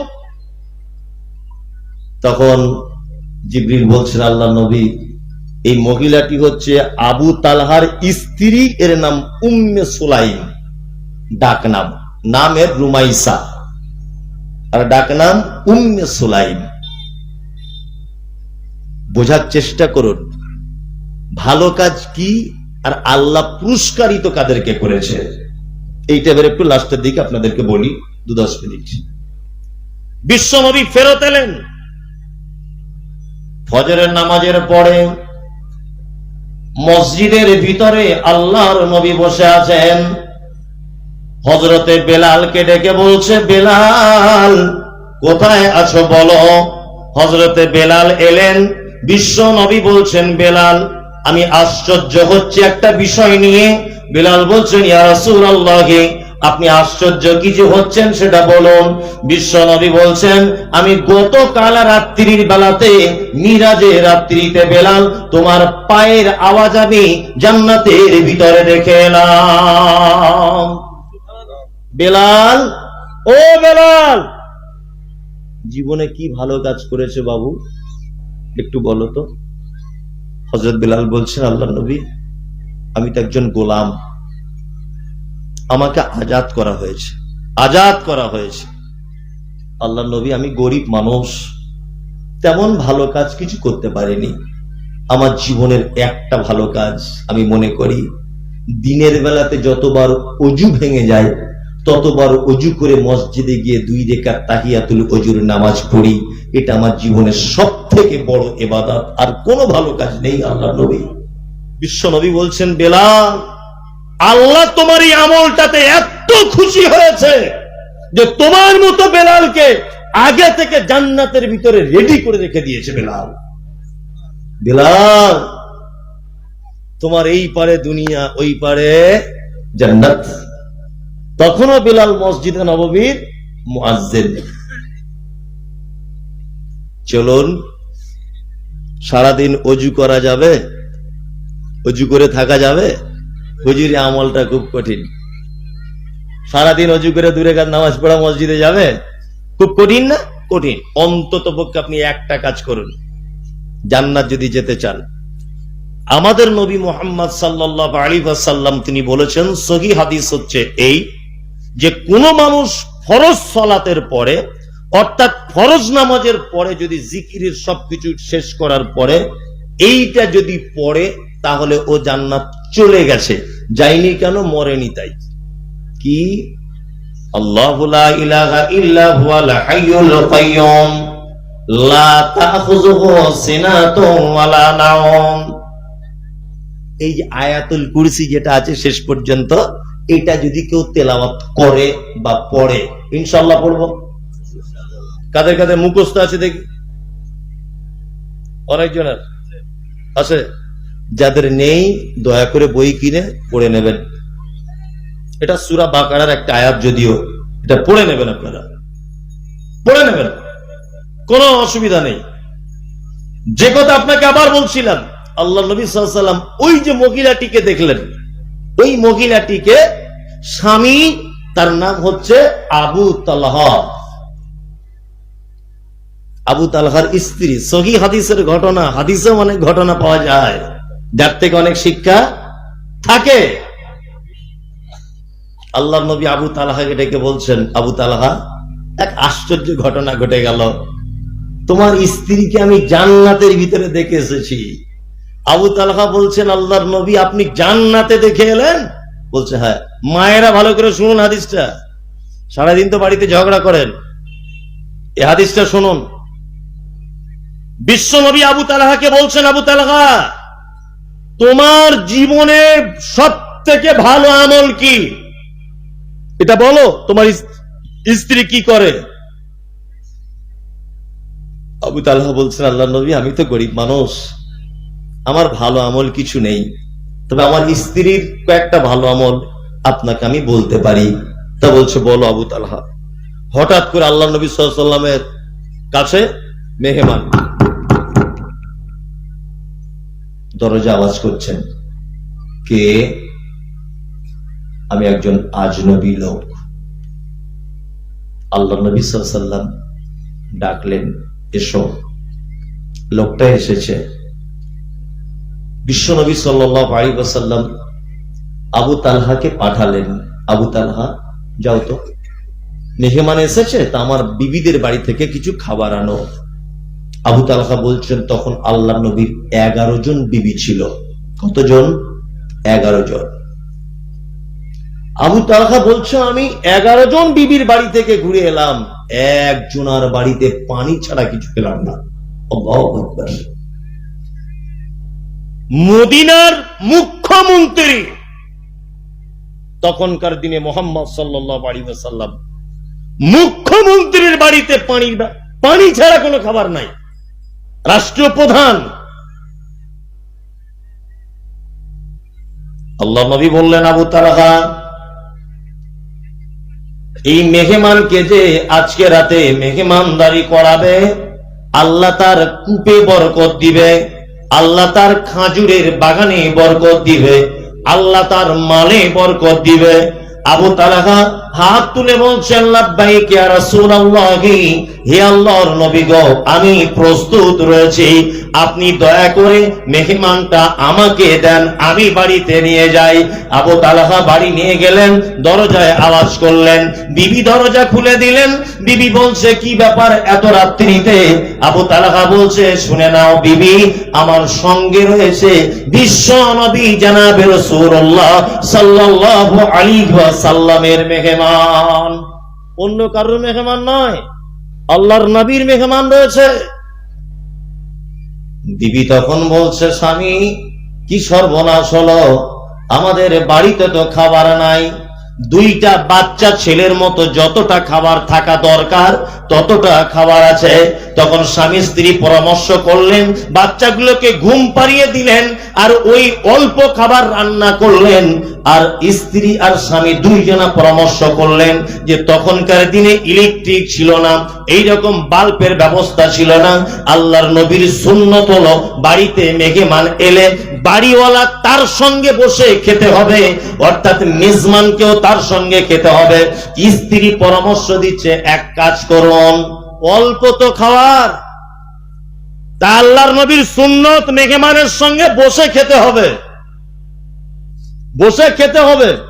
তা আপনিও যদি মেহমানের সঙ্গে বসে যান, খাবার তো অল্প, এখন দুজনে যদি খান তাহলে দুজনেরই পরিপূর্ণ হবে না পেট। এক কাজ করুন। কি কাজ? না, আমি যখন ভাত বা তরকারি বা খাদ্যটা দিতে যাব, যে প্রদীপটা জ্বলবে ওইটা আপনি কোন রকম চালাকি করে প্রদীপটা ফুঁক দিয়ে নিভিয়ে দিবেন, আর মেহমান বুঝতে পারবে যে প্রদীপ কোন রকম ভাবে নিভে গেছে।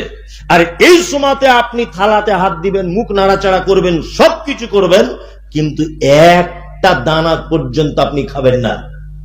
সুবহানাল্লাহ। যদি আপনি খেয়ে নেন তাহলে আল্লাহর নবীর মেহমানে পেট পূর্ণ নাও হতে পারে। এইভাবেই কি করলেন? রাত্রি যাপন করলেন। বাচ্চাগুলিকে না খেতে দিয়ে শুইয়ে দেওয়া হলো। স্বামী স্ত্রী ক্ষুধার্ত অবস্থায় থাকলেন। আল্লাহ নবী সাল্লাল্লাহু আলাইহি ওয়াসাল্লাম পবিত্র আল কোরআনে কথা বলছেন, সূরা আন-নাহল আয়াত নম্বর 97, মান আমিলা সালিহাম মিন যাকারিন আও উনসা ওয়া হুয়া মুমিনুন ফালানুহিয়ান্নাহু হায়াতান তাইয়্যিবাতান ওয়া লানাজজিআন্নাহুম আজরাহুম বিআহসানি মা কানু ইয়ামালুন। আল্লাহ বলে, হে নারীরা, হে পুরুষেরা, তোমাদের ভিতরে যারা ঈমানের অবস্থাতে ভালো কাজ করেছো, আল্লাহ বলছেন দুনিয়াতে হায়াতান তাইয়্যিবাতান, তোমাদের জন্য উত্তম ব্যবস্থা রয়েছে, দুনিয়াতেই তোমাদের পুরস্কার রয়েছে, আর আখিরাতে যে পুরস্কার আছে, তোমরা দুনিয়াতে যে ভালো কাজ করেছো এই ভালো কাজের থেকেও আরো উত্তম উৎকৃষ্ট ভালো জিনিস তোমাদের জন্য জান্নাতের ভিতরে প্রস্তুত করে রেখেছি। আল্লাহ বলছে তোমাদের ভিতরে নারী পুরুষ যে কেউ হোক না কেন, ঈমানের অবস্থায় যদি ভালো কাজ করে, আল্লাহ বলছেন হায়াতান তাইয়্যিবাতান, দুনিয়াতেই তাদেরকে আমি পুরস্কার ঘোষণা করে দিব। দুনিয়াতেই পুরস্কার। কেউ যদি ঈমানের অবস্থায় ভালো কাজ করো। আবু তালহার স্ত্রীকে কোথায় দেখেছিলেন আল্লাহর নবী? জান্নাতে। এই মায়ের আপনাদেরকে বলছি, জুম্মার দিনে মসজিদে 3টে অন্ধ লোক এসেছে। সেক্রেটারি একবার এইরকম আড়াআড়ি দেখছে, মোতোয়াল্লি একবার এইরকম দেখছে, সবাই ঘর চলে গেছে। লাস্টে ইমাম সাহেব বিপদে পড়ে বলছে, হাগো গ্রামের এতগুলো লোক থাকতে 3টে অন্ধ লোকের খাওয়া হবে না? তখন ও দুটো বাচ্চা ছেলেকে বলছে, তোর মায়ের কিছু রান্না টান্না থাকলে আনতো ডাল ভাত। দুটো ভাত 3 জনা ভাগ করে খাচ্ছে। এখনো এ বাজারে ঘটনা ঘটে না? আপনার স্ত্রীকে আমি বলে দিতে চাইছি, আর আপনাকে বলে দিতে চাইছি, কথাগুলো আমল করার চেষ্টা করুন। এক, জুম্মার দিন মসজিদে গিয়ে সর্বপ্রথম আপনার কাজ হচ্ছে 2 রাকাত সুন্নত আদায় করা। সুন্নত না পড়ে বসবেন না। 1, 2, মসজিদের ডান দিকটা বাম দিকটা চতুর্দিকটা একবার চোখ বুলিয়ে নেবেন, কোন বহিরাগত মেহমান আছে কিনা। মেহমান কেউ নাই। মুর্শিদাবাদের একটা কাপড়ের ফেরিওয়ালা, ও তার সাইকেল বা তার রিক্সাটা রেখে, জামা কাপড় রেখে মসজিদে নামাজ পড়তে ঢুকেছে, সেও মুসলিম বলে। এখন কাছাকাছি তো কোনো হোটেল টোটেল নাই। ওই লোকটাকে হাত ধরে বলুন, ভাই আপনি আমাদের বাড়িতে ডাল ভাত কিছু খেয়ে যাবেন। অবশ্যই যদি আপনার নিয়ত পাক্কা হয়, বিনিময়ে জান্নাত।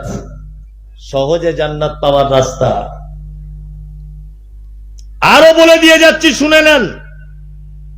বাড়িতে অনেক সময় আমাদের মা বোনেরা বিরক্ত হয়, দরজায় লা ইলাহা ইল্লাল্লাহ, মা দুটো ভিক্ষা দাও বলে না? বলে।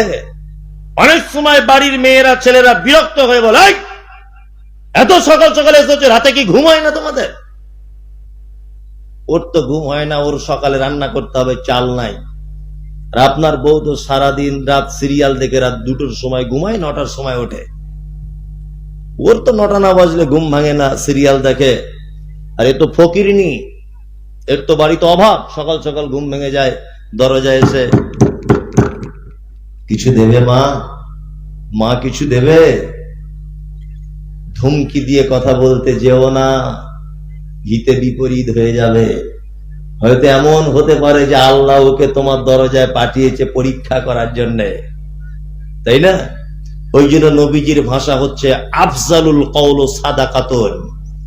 উত্তম কথা বলে তাকে তুমি যদি বিদায় জানাতে পারো, দান করে যে নেকি পেতে, না করে একই নেকি পাবে। গোসল করছিলেন, বাড়িতে কেউ এসেছে, এই ভাষা বলুন, মা আমি গোসল করছি, তুমি একটু পরে এসো। আর না হলে এক কাজ করো, তুমি আগামী সপ্তাহে আসবে, আমি 2 দিনের ভিক্ষা একসাথেই দিয়ে দেব। অন্তত এই কথাটা বলার চেষ্টা করো। আমাদের নবী মুহাম্মদ সাল্লাল্লাহু আলাইহি ওয়াসাল্লাম তিনি বলেন, মান কানা ইউমিনু বিল্লাহি ওয়াল ইয়াউমিল আখির, ওই লোক আল্লাহকে বিশ্বাস করে না, ও কিয়ামতকেও বিশ্বাস করে না, কে সে? ফাল ইকরিম যাইফাহু, যে তার মেহমানের সঙ্গে অসৎ ব্যবহার করে। কি বলছি বুঝতে পারছেন না? মেহমানের সঙ্গে অসৎ ব্যবহার করবেন না। 2, ফাল ইউজি জারাহু, যে তার প্রতিবেশীর সঙ্গে অসৎ ব্যবহার করে। প্রতিবেশী মানে বাড়ির পাশের লোক, আশেপাশের লোক, এদের সঙ্গে কখনোই ভুল করে যেন উল্টো পাল্টা ব্যবহার করবেন না। খুব বড় কথা বলেছেন আল্লাহ কোরআন মাজিদে। আল্লাহ তাআলা বলেন, কি বলছেন? আল্লাহ তাআলা বলছেন, ওয়ায়ামনাউনাল মাউন, দুর্ভোগ ওদের জন্য, জাহান্নাম ওদের জন্য। ওয়ায়ামনাউনাল মাউন, যারা তার প্রতিবেশীকে সামান্য উপকার করা থেকে নিজেকে আটকিয়ে রাখে, দুর্ভোগ তাদের জন্য। প্রতিবেশী সামান্য একটা জিনিসের দরকার পড়েছে, আপনার বাড়িতে গেছে, সঙ্গে সঙ্গে তাকে সহযোগিতা করুন, সঙ্গে সঙ্গে। এটা ভালো কাজ। কি বলছি বুঝতে পারছেন না? কি বলছি বুঝতে পেরেছেন? এগুলো কি ভালো কাজ। তারপরে নবীজি শেষ বাক্যে বলছেন, কথা যখন বলবে মিষ্টি কথা বলো, প্রয়োজনীয় কথা বলো, না তো তুমি চুপ থাকো, এটাই তোমার জন্য উত্তম। ভালো কাজ আপনাকে বলছি। চলুন তাহলে মেহমান মসজিদে এলে বাড়িতে নিয়ে যাওয়ার দায়িত্ব কার? কার? আপনার। ভিখারিকে এই কথা বলতে লজ্জা তো লাগা দরকার যে মাফ করো। একটা লোক টাকা চাইছে কিছু, 10 20 5 টাকা, 1 টাকা 2 টাকার কয়েন, ভিখারি চায় না? 4 চাকা করে যাচ্ছে একটা লোক, বলছে মাফ করো, বলে না? মোটর সাইকেল নিয়ে একটা লোক যাচ্ছে, জিন্স প্যান্ট আর টাই পরে, ও বলছে মাফ করুন। ও কি তোমার পকেটে সব পয়সা চাইছে? 1 টাকার একটা কয়েন দিলে ও খুশি, খুশি না? 1 টাকার একটা কয়েন দিলে। আবার অনেকজন এরকম আছে, বাড়িতে ভিখারি এসেছে, তা ভিখারিটার হাতে একটা বড় মোবাইল দেখে বলছে, উরি বাবা রে, ঢং দেখ, ভিক করতে এসেছে আবার অ্যান্ড্রয়েড মোবাইল নিয়ে, বেরোন থেকে। তাড়িয়ে দিয়েছে। একটা মেয়ে এসেছে মিনু শাড়ি পরে, মিনু শাড়ি এসেছে, তা যে ভিক্ষা দিচ্ছে ও বলছে আমার স্বামী চাকরি করে, মিনি শাড়ি পরতে পারি না, আর তুমি ভিক্ষা করো মিনি শাড়ি, ঢং তো দেখছি সাংঘাতিক, তোমাকে ভিক্ষা দেওয়া যাবে না। আবার কিছু লোক আছে তা বোঝায় তুমি নামাজ পড়ো, এত সুন্দর চেহারা স্বাস্থ্য, তুমি ভিক্ষা করছো কেন? বাড়ি থেকে তাড়িয়ে দিই, অনেক সময় দিই কি দিই না? দেই। এবার আপনাকে বলছি, পৃথিবীর সব থেকে নিকৃষ্ট প্রাণী, তার নাম কি? কে? শূকর। আরো একটা প্রাণী আছে, তার নাম কুকুর, তাই না? আচ্ছা, এই মুহূর্তে ধরে নিতে পারেন সারা পৃথিবীর সব থেকে জঘন্য মানুষ কারা? ইসরায়েল, তাই না? ইসরায়েল। এই যে ফিলিস্তিনের মুসলমানগুলোকে কচুকাটা করে দিচ্ছে, ফিলিস্তিনের ইসরায়েল সব থেকে খাতারনাক বদমাইশ, তাই না? মসজিদের উপরে বোমা হামলা করছে এরা। তার আগে ভারতবর্ষের মাটিতে এরকম অজস্র নবীর দুশ্মন, কোরআনের দুশ্মন, হাদিসের দুশ্মন আছে না নেই? আছে, আছে। আচ্ছা বলুন তো দেখি, এই সমস্ত মানুষদের রুজির মালিক কে? আল্লাহ। মসজিদে বোমা মারছে, এ ভালো কাজ না খারাপ কাজ? খারাপ কাজ। এই ইসরায়েলারাও আজকে দুপুর বেলাতে ভাত খেতে পেয়েছে কি পায়নি? পেয়েছে। তার মানে পৃথিবীর নিকৃষ্ট মানুষ, মারাত্মক অপরাধী, তারাও আল্লাহ দস্তরখান থেকে ফেরত যায় না। তুমি 1 টাকা দিতে গিয়ে তুমি ওকে কেন ধমকি দিতে যাচ্ছ? আল্লাহ যদি নিকৃষ্ট মানুষদেরকে রুজি তবুও যদি বন্ধ না করে, তুমি কেন 1 টাকা ভিক্ষা দিলে একটা লোককে কেন অভিযোগ করে তাকে বাড়ি থেকে তাড়িয়ে দিলে? তোমার মানসিকতাটা কেমন? আল্লাহু আকবার। আল্লাহ তুমি আমাদের সঠিক আমল করার তৌফিক দান করো, আমিন। আর একটা শেষ বাক্য আপনাদের কথা বলে রাখছি, সেটা হচ্ছে এই, আল্লাহ সুবহানাহু ওয়া তাআলা পবিত্র আল কোরআনে সূরা আল আরাফ আয়াত নাম্বার 3 এর ভিতরে একটা কথা বলছেন, ইত্তাবিউ ইত্তাবিউ মা উনজিলা ইলাইকুম মির রাব্বিকুম ওয়া লা তাত্তাবিউ মিন দুনিহি আউলিয়া কলিলাম মা তাযাক্কারুন। আল্লাহ বলছে আনুগত্য করো, অনুসরণ করো, মা উনজিলা ইলাইকুম মির রাব্বিকুম, তোমার রবের পক্ষ থেকে যেটা অবতীর্ণ করা হয়েছে এইটা, ওয়া লা তাত্তাবিউ, আল্লাহ বলছে আনুগত্য করো না, মিন দুনিহি আউলিয়া, ওলি এর বহু বচন কি? আউলিয়া। ওলি মানে অভিভাবক, ওলি মানে বন্ধু। আল্লাহ বলছে আমাকে বাদ দিয়ে অন্য কোন অভিভাবককে বন্ধু হিসাবে গ্রহণ করো না। তার মানে বোঝা যাচ্ছে দুটি মাত্র অপশন, এক শুধুমাত্র কোরআন মেনে নিতে হবে, 2 মুহাম্মদ সাল্লাল্লাহু আলাইহি ওয়াসাল্লামকে নবী হিসাবে মেনে নিতে হবে, ওনার কথা অনুযায়ী চলতে হবে, 3 এই দুটো ছাড়া আর কাউকে অভিভাবক হিসাবে মানা যাবে না। ইনশাআল্লাহ আমরা মানবো না, মানবো না। আমার নামে অনেক অভিযোগ আছে যে মুমতাজুল ইসলাম নবী মানে না। আসলে যারা অভিযোগ করছে এরা গোপাল ভাঁড় ছাড়া আর কিছু নয়। যদি বলছেন কেন, আপনাকে একটা কথা বলছি, বলুন তো, প্রেম প্রেম প্রেম আর ভালোবাসা এর বহির প্রকাশ কি? জানেন? মেনে চলা।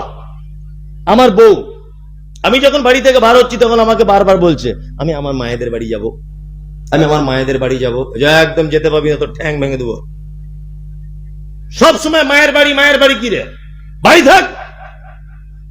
তা আমাকে বলছে ঠিক আছে যাব না। আমি ঠিক 2 ঘন্টা গাড়িটা চলে এসেছে কলকাতা থেকে বার হয়ে, তখন আমার বউ আমাকে ফোন করে বলছে আমি চলে এসেছি আমার ভাইয়ের সাথে। আচ্ছা বলুন তো, ও আমায় ভালোবাসে কি বাসে না? বাসে না।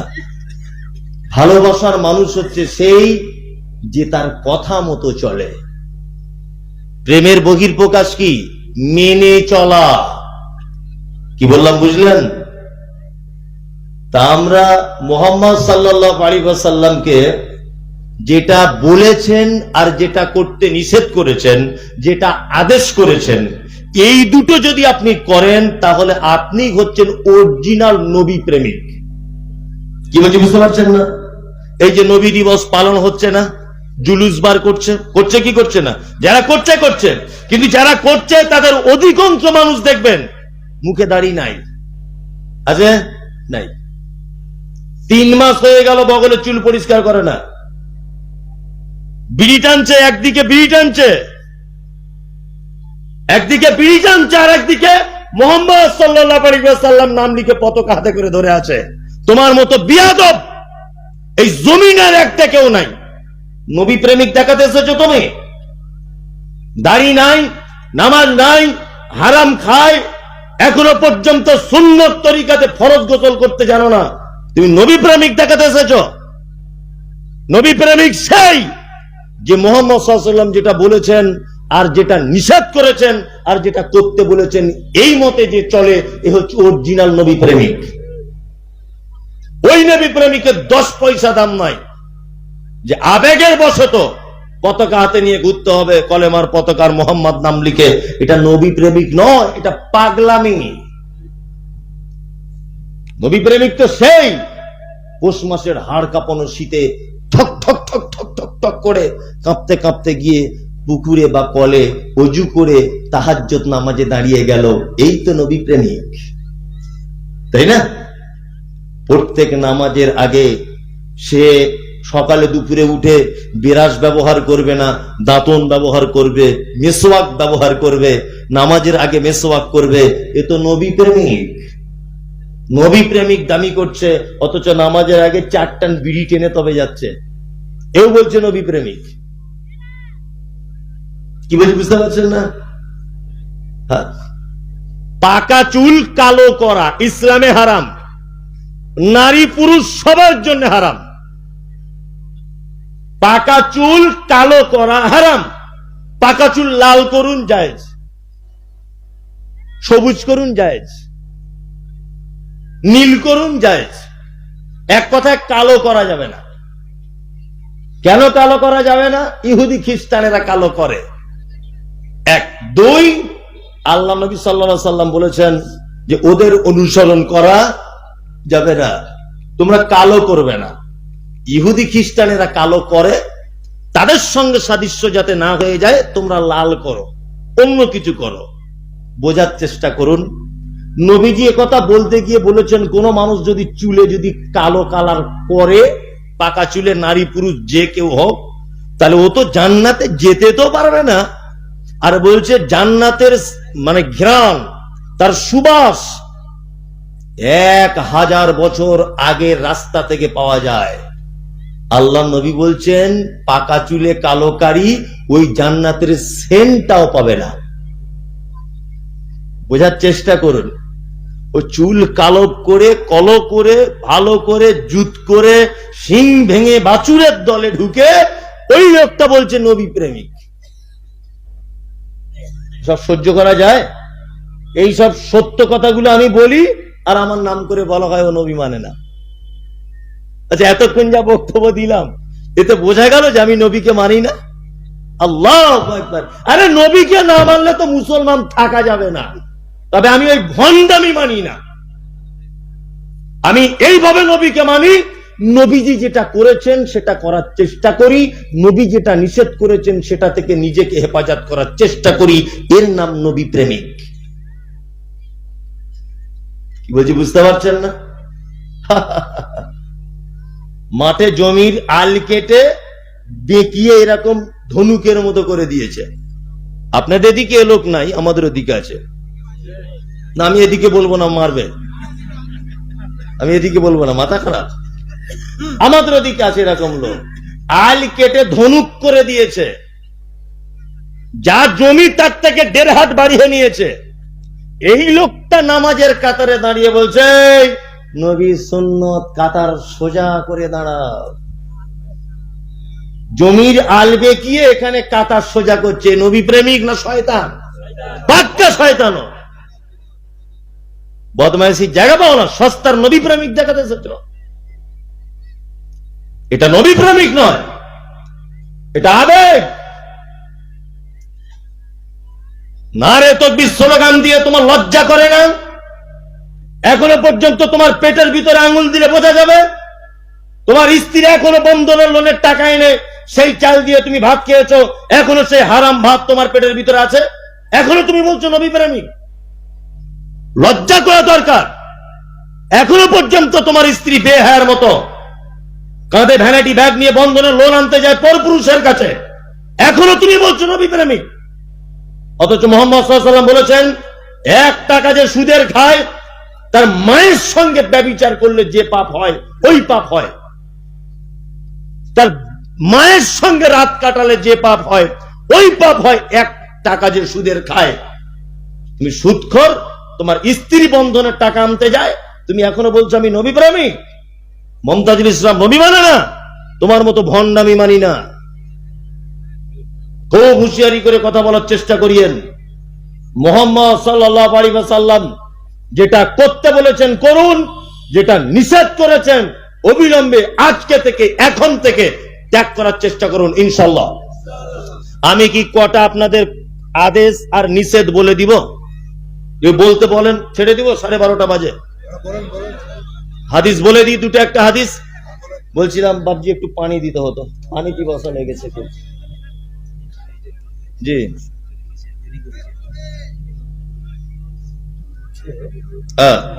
মাইয়েতকে দাফন দেওয়ার পরে কবরস্থান আজান দেওয়া যায় কিনা?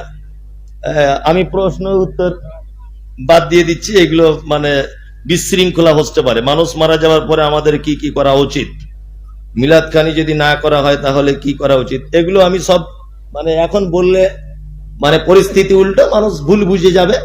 ওই জন্য আমি না বলাটাই ভালো মনে করছি। আপনি আমার ফোন নাম্বার নিয়ে রাখুন, আমি বলে দেবো।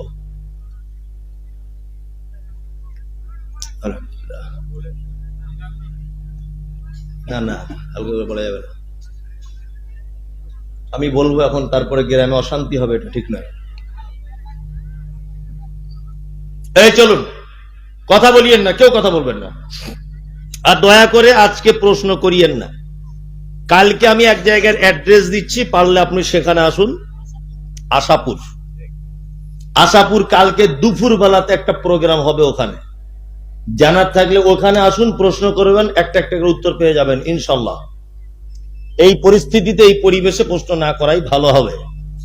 দেখ, আপনাকে কয়েকটা আমলের কথা বলে দিচ্ছি, একটা আমল করতে বলে দিচ্ছি, আর একটা আমল নিষেধ করে দিচ্ছি, আজকে থেকে করবো না ইনশাল্লাহ। ইনশাল্লাহ বলুন, ইনশাল্লাহ। এক, আমাদের নবী মুহাম্মদ সাল্লাল্লাহু আলাইহি ওয়াসাল্লাম বলেছেন, হাক্কুল মুসলিম আলাল মুসলিমি খামসুন রাদ্দুস সালাম। কোন মুসলমানের সঙ্গে দেখা হল, একজন মুসলমান আর একজন মুসলমানের উপরে 5টা জিনিসের হক রাখে। কটা? 5টা। যদিও আর একটা হাদিসে আছে 6টা, দুটো হাদিসই সঠিক। 5টারটাই আমি বলছি, আমল করার চেষ্টা করবেন। এক, রাদ্দুস সালাম, কারোর সঙ্গে দেখা হলে সালাম করবেন। ইনশাল্লাহ করব। এখন তো সমাজ উল্টো পথে চলছে। ছেলে মেয়ে দেখা হলে, ছেলেতে ছেলেতে, মেয়েতে মেয়েতে দেখা হলে একাকার, বলছে গুড মর্নিং, বুঝছে না? ইংলিশ মিডিয়ামে পড়ে তো, বড্ড ইংরেজি শিখে গেছে, বলছে good morning, good evening, good afternoon. তোমার ছেলে যদি সারাদিন good good good good good good good good করে যদি থাকে, 10 পয়সা নাকি নেই, আছে? নেই। মুহাম্মদ সাল্লাল্লাহু আলাইহি ওয়াসাল্লাম বলেছেন যে সালাম ওই ব্যক্তি ইসলামের সব থেকে উত্তম ব্যক্তি যে পরিচিত অপরিচিত মানুষকে দেখে প্রথমেই বলে আসসালামু আলাইকুম ওয়া রাহমাতুল্লাহ, এটা উত্তম মানুষ। দুই, আল্লাহ নবী সাল্লাল্লাহু আলাইহি ওয়াসাল্লাম বলেছেন ওয়াইয়াদাতুল মারিজ, প্রতিবেশী কেউ অসুস্থ হয়ে গেলে তাকে দেখতে যাও। রোগী দেখতে যাবার নিয়ম কি এবং তার উপকার কি? এক, কোন মানুষ অসুস্থ হলে যদি পারেন বাজার থেকে কিছু কিনে নিয়ে যান, আপেল আঙ্গুর বেদানা, যদি পারেন, ক্ষমতায় যদি কুলায় আপনার, তাহলে, এটা হাদিসে লেখা নেই যে কিছু কিনে নিয়ে যেতে হবে, এটা আমি আপনাকে বলছি, সহানুভূতি দেখিয়ে কিছু কিনে নিয়ে যান, তার মাথার কাছে রেখে তার মাথায় গায়ে হাত বুলিয়ে বলুন লা বাসা তাহুরুন ইনশাআল্লাহ, ভাই মামু টেনশন করো না, আল্লাহ চাইলে তোমাকে ভালো করে দিবে। সকালবেলাতে যদি কেউ কোনো রুগীকে দেখতে যায়, তাহলে সূর্য ডোবার আগ পর্যন্ত আসমানের ফেরেশতারা যে দেখতে গেছে তার জন্য দোয়া করে। দুই, সন্ধ্যাবেলাতে যদি যায়, তারপরের দিন সূর্য ওঠার আগ মুহূর্ত পর্যন্ত আসমানের ফেরেশতারা ওই লোকের জন্য দোয়া করে যে রুগীকে দেখতে গেছে। তার রুগী দেখতে গিয়ে লাভ হলো না লস হলো? লাভ হলো। এই লাভ আমরা করবো ইনশাআল্লাহ। নাম্বার তিন, ওয়াইজাবাতুদ দাওয়াতি, নবীজি বলেছেন কেউ তোমাকে দাওয়াত দিলে দাওয়াত গ্রহণ করো। ইনশাআল্লাহ করব। হ্যাঁ, দাওয়াতের ব্যাপারে তো ইনশাআল্লাহ ব্যাপার আছেই। দাওয়াত মানেই যেতে হবে, যেতে হবে না? দাওয়াত যাওয়ার আগে আপনাকে ভেবে নিতে হবে দাওয়াতটা বৈধ না অবৈধ। নাম্বার দুই, দাওয়াত বাড়িতে দেখতে হবে যে বাদ্যযন্ত্র বাজছে কিনা, গান বাজে না। তিন, আপনাকে যে ঘরে বসতে দেওয়া হচ্ছে ওই ঘরটাতে তাকিয়ে দেখতে হবে কোনো ছবি টবি টাঙানো আছে কিনা। অনেক বাড়িতে আছে না, ঢং করে সালমান খান, শাহরুখ খান, প্রীতি জিন্টার, হেমা মালিনী, জুহি চাবলা, এদের ছবি দিয়ে ঘর সাজানো আছে, থাকে না? এইরকম ছবি যদি কারোর বাড়িতে টাঙানো থাকে, তার আল্লাহর নবী সাল্লাল্লাহু আলাইহি ওয়াসাল্লাম বলছে ওই ঘরে প্রবেশ করা যাবে না, কারণ ওই ঘরে আল্লাহর রহমতের ফেরেশতা প্রবেশ করে না। ফেরেশতা যেখানে প্রবেশ করে না সেখানে মানুষ প্রবেশ করা ঠিক হবে না। এবং প্রতিটা মানুষের কাছে দুইজন করে নিযুক্ত করা আছে ফেরেশতা, তারা কষ্ট পাবে। কি বলছি বুঝতে পারছেন? তিনটা জিনিস বাড়িতে থাকলে ফেরেশতা ঢোকে না। কটা? তিনটা। এক, নাজাসাত, অপবিত্রতা। দুই, বাড়িতে যদি কুকুর যদি কেউ ঢং করে পোষে তাহলে। তিন, যদি বাড়িতে কোনো ছবি মূর্তি বাদ্যযন্ত্র থাকে তাহলে তার বাড়িতে ফেরেশতা আসে না। আর একটা পদ্ধতি আপনাকে বলে দিয়ে যাচ্ছি, সেটা হচ্ছে এই, আপনাদের এলাকায় হয় কি জানি না, যে বাচ্চা ছেলেদের ওই মুসলমানি চামড়া কাটার সময় ওটা কি বলে, খাতানা। খাতানা, এই খাতানা করার সময়তে অনুষ্ঠান হয়, হয় হয়। এটা ইসলামে নেই, এটা অবৈধ, চলবে না, একদম চলবে না। খাতানা করতে হবে, আপনি নিজেও করে দিতে পারেন, চামড়াটা কেটে দিতে হবে, এটাই মেন কথা। আপনি নিজে ধরে বটিতে করে কেটে দিতে পারেন, কোনো সমস্যা নেই, যদি আপনার জানা থাকে। কি বলছি বুঝতে পারছেন না? কোন ডাক্তারকে দিয়ে কেটে কাটতে হবে, এটা হাদিসে আছে। চামড়া কাটার সময় ঢং করে তার নানিকে বলতে হবে, দুলাভাইকে এক জায়গায় করতে হবে, সব গোষ্ঠীর লোককে দাওয়াত করতে হবে, বিরিয়ানি করে খাওয়াতে হবে, এটা একেবারে অবৈধ, চলবে না, এটা একটা কুসংস্কার। নাম্বার তিন, আপনাদের এখানে বিবাহ শাদী হবার আগে থেকে ওই বায়নামা না কি বলে, এটা হয়, বয়না না কি বলে, হয়, দিন ধার্য একটা ডেট ফিক্স করে, কি বলে, খিরছাক, ঠিকঠাক, ও ঠিক, মানে এক এক জায়গার এক এক রকমের ভাষা। সে হুগলি জেলাতে গেছি, এটা আমি অনেক জায়গায় বলি, যে হুগলি জেলাতে একবার প্রোগ্রাম করতে গেছি, তা আমি তখন গাড়ি ছিল না, প্ল্যাটফর্মে নেমেছি ট্রেন থেকে, তো একটা লোককে বলছি ভাই আমি অমুক জায়গায় যাবো, এটা কোন জায়গায়? তখন আমাকে বলছে কিসে যাবেন? আমি কিছুতে অটো টেকার ধরে যাব, তা বলছে শয়তান ভ্যান আছে এখানে, ওই আগে যান শয়তান ভ্যান পাবেন। শয়তান ভ্যান আবার কি রে বাবা? হুগলিতে কোনো বন্ধু বান্ধব থাকলে ফোন করে জিজ্ঞাসা করুন, বলছে শয়তান ভ্যান আপনাদের এখানে আছে, সে মোটর ভট ভট ভট ভট করে চলে ভ্যান। কি ভ্যান বলে? বটবটি, বটবটি বলে, কোথাও ইঞ্জিন ভ্যান বলে, কোথাও মোটর ভ্যান বলে, তাই না? আর বাংলাদেশের লোক বলে কি লচিমন না কি বলে, তাই না? লচিমন বলে। আর ওইটা আবার আপনার হুগলি জেলাতে বলছে শয়তান ভ্যান। ওইটা কোন বন্ধু থাকলে জিজ্ঞেস করে না। এক এক জায়গায় এক এক রকমের ভাষা। তো এই যে মেয়ের বিয়ে হয়নি এখনো, এই যে ঠিকঠাক নাকি বলছে করতে গেছে 30 জন লোক। এই জীবনে ভালো মন্দ খাওনি? মেয়ের বাপের বাড়িতে হঠাৎ 30 জন লোক চলে গেলে ও খরচা কে দিবে? খরচা কার? মেয়ের বাপের? একদম অবৈধ, চলবে না। এইরকম কোন কাজে যদি আপনাকে যেতে বলে আপনি যেতে পাবেন না, এ খাওয়া নিষেধ। ইসলামে মেয়ের বাপের 1 টাকা খরচা হবে এরকম কোন অপশন নেই। 1 টাকা খরচা হবে। মুহাম্মদ সাল্লাল্লাহু আলাইহি ওয়াসাল্লামের দীর্ঘ 63 বছরের ভিতরে নবুয়তি জীবন 23 বছর, এরকম কোন রকমের পদ্ধতি নেই যে মেয়ের বাপের 1 টাকা খরচা হবে। বিয়েতে খরচা হবে বেটার বাপে, ওকে মোহর দেওয়া লাগবে, অলিমা করা লাগবে।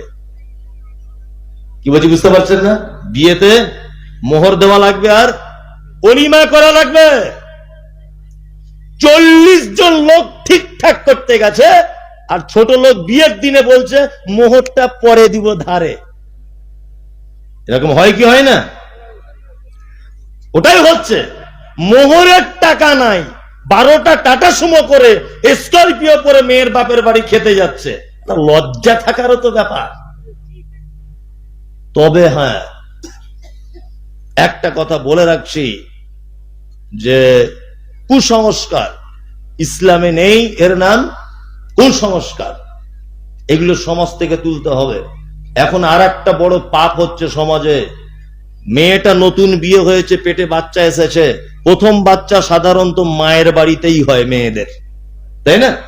প্রথম বাচ্চা হয়েছে, তা ছেলের বাপ ফোন করে বলছে অনেকদিন পরে পোতা হয়েছে, তো তা পোতাকে আনতে যাবে 30 জন লোক। আমাদের দিকে এটা হচ্ছে। কি বলছে বুঝতে পারছেন না? তার 2টো টাটা সুমো আসছে পোতাকে নিতে, খরচা কার? মেয়ের বাপের। আশ্চর্য ব্যাপার। এগুলি ইসলামে অবৈধ। আপনি একজন শিক্ষিত মানুষ হিসাবে অন্তত পক্ষে যদি আপনি এই পাপ ঠেকাতে না পারেন, নিজেকে এই পাপ থেকে দূরে সরিয়ে রাখুন। আপনি বুঝতে পারছেন যে এই বক্তব্য দিয়ে সমাজ পরিবর্তন করা যাবে না। এই বক্তব্য দিয়ে সমাজ পরিবর্তন করা যাবে না। আপনি পরিবর্তন অন্তত পক্ষে নিজের ফ্যামিলিকে করুন। যে আমরা ফ্যামিলি প্রতিজ্ঞাবদ্ধ যে বিবাহতে পণ নেওয়া নবী হয়েছে, টাকা নেওয়া নবী, এরকম বিয়েতে খেতে যাব না, দাওয়াত গ্রহণ করব না। মুসলমানি হয়েছে, এইরকম জায়গাতে আমরা খেতে যাব না। কোন মানুষ মারা গেছে, তার জন্য বিরিয়ানি করে খাওয়াচ্ছে, এ দাওয়াত বাড়িতে আমরা যাব না। ইসলাম পারমিশন দেয় না। দাওয়াত বাড়িতে যাবেন, সাবধানে যাওয়ার আগে হুঁশ ফিরিয়ে নেবেন যে দাওয়াত বাড়িতে যাচ্ছি ওই দাওয়াত বাড়িতে খাওয়া বৈধ হবে কিনা। নাম্বার 4, মুহাম্মদ সাল্লাল্লাহু আলাইহি ওয়াসাল্লাম তিনি বলেছেন যে কেউ মারা গেলে তোমরা তার জানাজার সালাত আদায় করতে যাও, জানাজার নামাজ পড়তে যাও। এই ব্যাপারে একটা কড়াকড়ি কথা আপনাকে বলে দিতাম, কিন্তু বললে মানুষ ভুল বুঝবে, ওই জন্য বলবো না। মারাত্মক ভাবে ভুল বুঝবে মানুষ, এই জন্য বলবে না। আল্লাহ নবী সাল্লাল্লাহু আলাইহি ওয়াসাল্লাম বলছেন জানাজা পড়তে যাও। 1, 2, আল্লাহ তাআলা বলছেন যে একজন জাহান্নামী একজন জান্নাতীকে বলবে তুমি কেন জান্নাতে, আমি কেন জাহান্নামে? তখন ওই লোকটা বলবে মা সালাকাকুম ফি সাকার ক্বালু লাম নাকু মিনাল মুসাল্লিন। একজন জান্নাতি একজন জাহান্নামীকে বলবে ভাই একই সর্বনাশ, একই স্টেজে জলসা শুনলাম, একই জায়গাতে বসে বসে ভাত খেলাম, তুমি জান্নাতে আমি কেন জাহান্নামী? জাহান্নামী লোকটা তখন বলবে ক্বালু লাম নাকু মিনাল মুসাল্লিন, সব ভালো কাজ ছিল, শুধু নামাজ পড়িনি তাই জাহান্নামে এসেছি। তার মানে বোঝা গেল বেনামাজি মারা গেলে থাকার জায়গা জাহান্নাম। কোনো অপশন নেই বাঁচাবার, কোন রাস্তা নেই। একটা লোক নামাজ পড়ে না, সারা জীবন নামাজ পড়লো না, এই লোকটা মারা গেল, সারা দুনিয়ার মাদ্রাসা থেকে এনে কোরআন ওর নামে যদি খতম করে করে করে করে 1 লক্ষ খতম দেওয়া যায়, 10 পয়সাও দাম নেই ওর থাকার জায়গা যাওয়ার নাম। বিনীত অনুরোধ, মসজিদ আজও পর্যন্ত ফাঁকা যাচ্ছে, এখনো টাইম আছে, আপনি মসজিদে চলে আসুন। আর কবে আসবেন? ত্রিপুরাতে মসজিদ ভেঙে দেওয়া হলো, জেরুজালেমের বাইতুল মুকাদ্দাস ইহুদিরা ভাঙতে চলেছে। মুসলমান, তোমার সব থেকে প্রিয় জায়গা মসজিদ, আল্লাহর ঘর, ভাঙার সংগ্রাম চলছে সারা পৃথিবী জুড়ে, আর তুমি আজও পর্যন্ত আজান শুনে বাড়িতে বসে থাকো। তোমার লজ্জা করে না? আজও তোমার মুখ থেকেই বার হয় যে তুমি নবী প্রেমিক।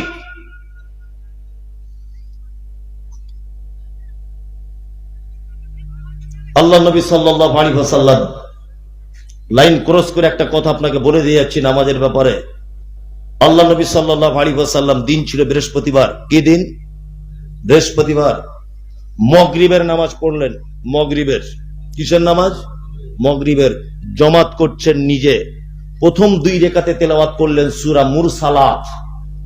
শেষ অর্থাৎ দ্বিতীয় রাকাতের শেষে যখন কিরাত শেষ করতেন, শেষ আয়াতটা ছিল এই, ফাবে আইয়া হাদিসিন বাদাহু ইউমিনুন। আল্লাহ বলছে, এরপরেও কি তোমরা অন্য কোন কথার উপরে বিশ্বাস স্থাপন করবে? আল্লাহু আকবার। নবীজি শেষ বাক্যটাও যেন নামাজের। উম্মতের কাছে কথা বলতে চাইলেন, ফাবে আইয়া হাদিসিন বাদাহু ইউমিনুন, এরপরেও কি তোমরা অন্য কোন কথার উপর ঈমান আনবে? তার মানে কোরআনের পরেও কি তোমরা কোন কিতাবের উপর ঈমান আনবে? আর এটা আল্লাহ নবী সাল্লাল্লাহু আলাইহি ওয়াসাল্লাম যেন বলতে চাইলেন। আল্লাহ রাসূল মাগরিবের নামাজ শেষ করলেন, বাড়িতে চলে এলেন। হযরত বেলাল আজান দিলেন, হাইয়া আলাস সালাম। আল্লাহ রাসূল ওযু করলেন, আজান হচ্ছে, ওযু করছেন, অজ্ঞান হয়ে গেলেন।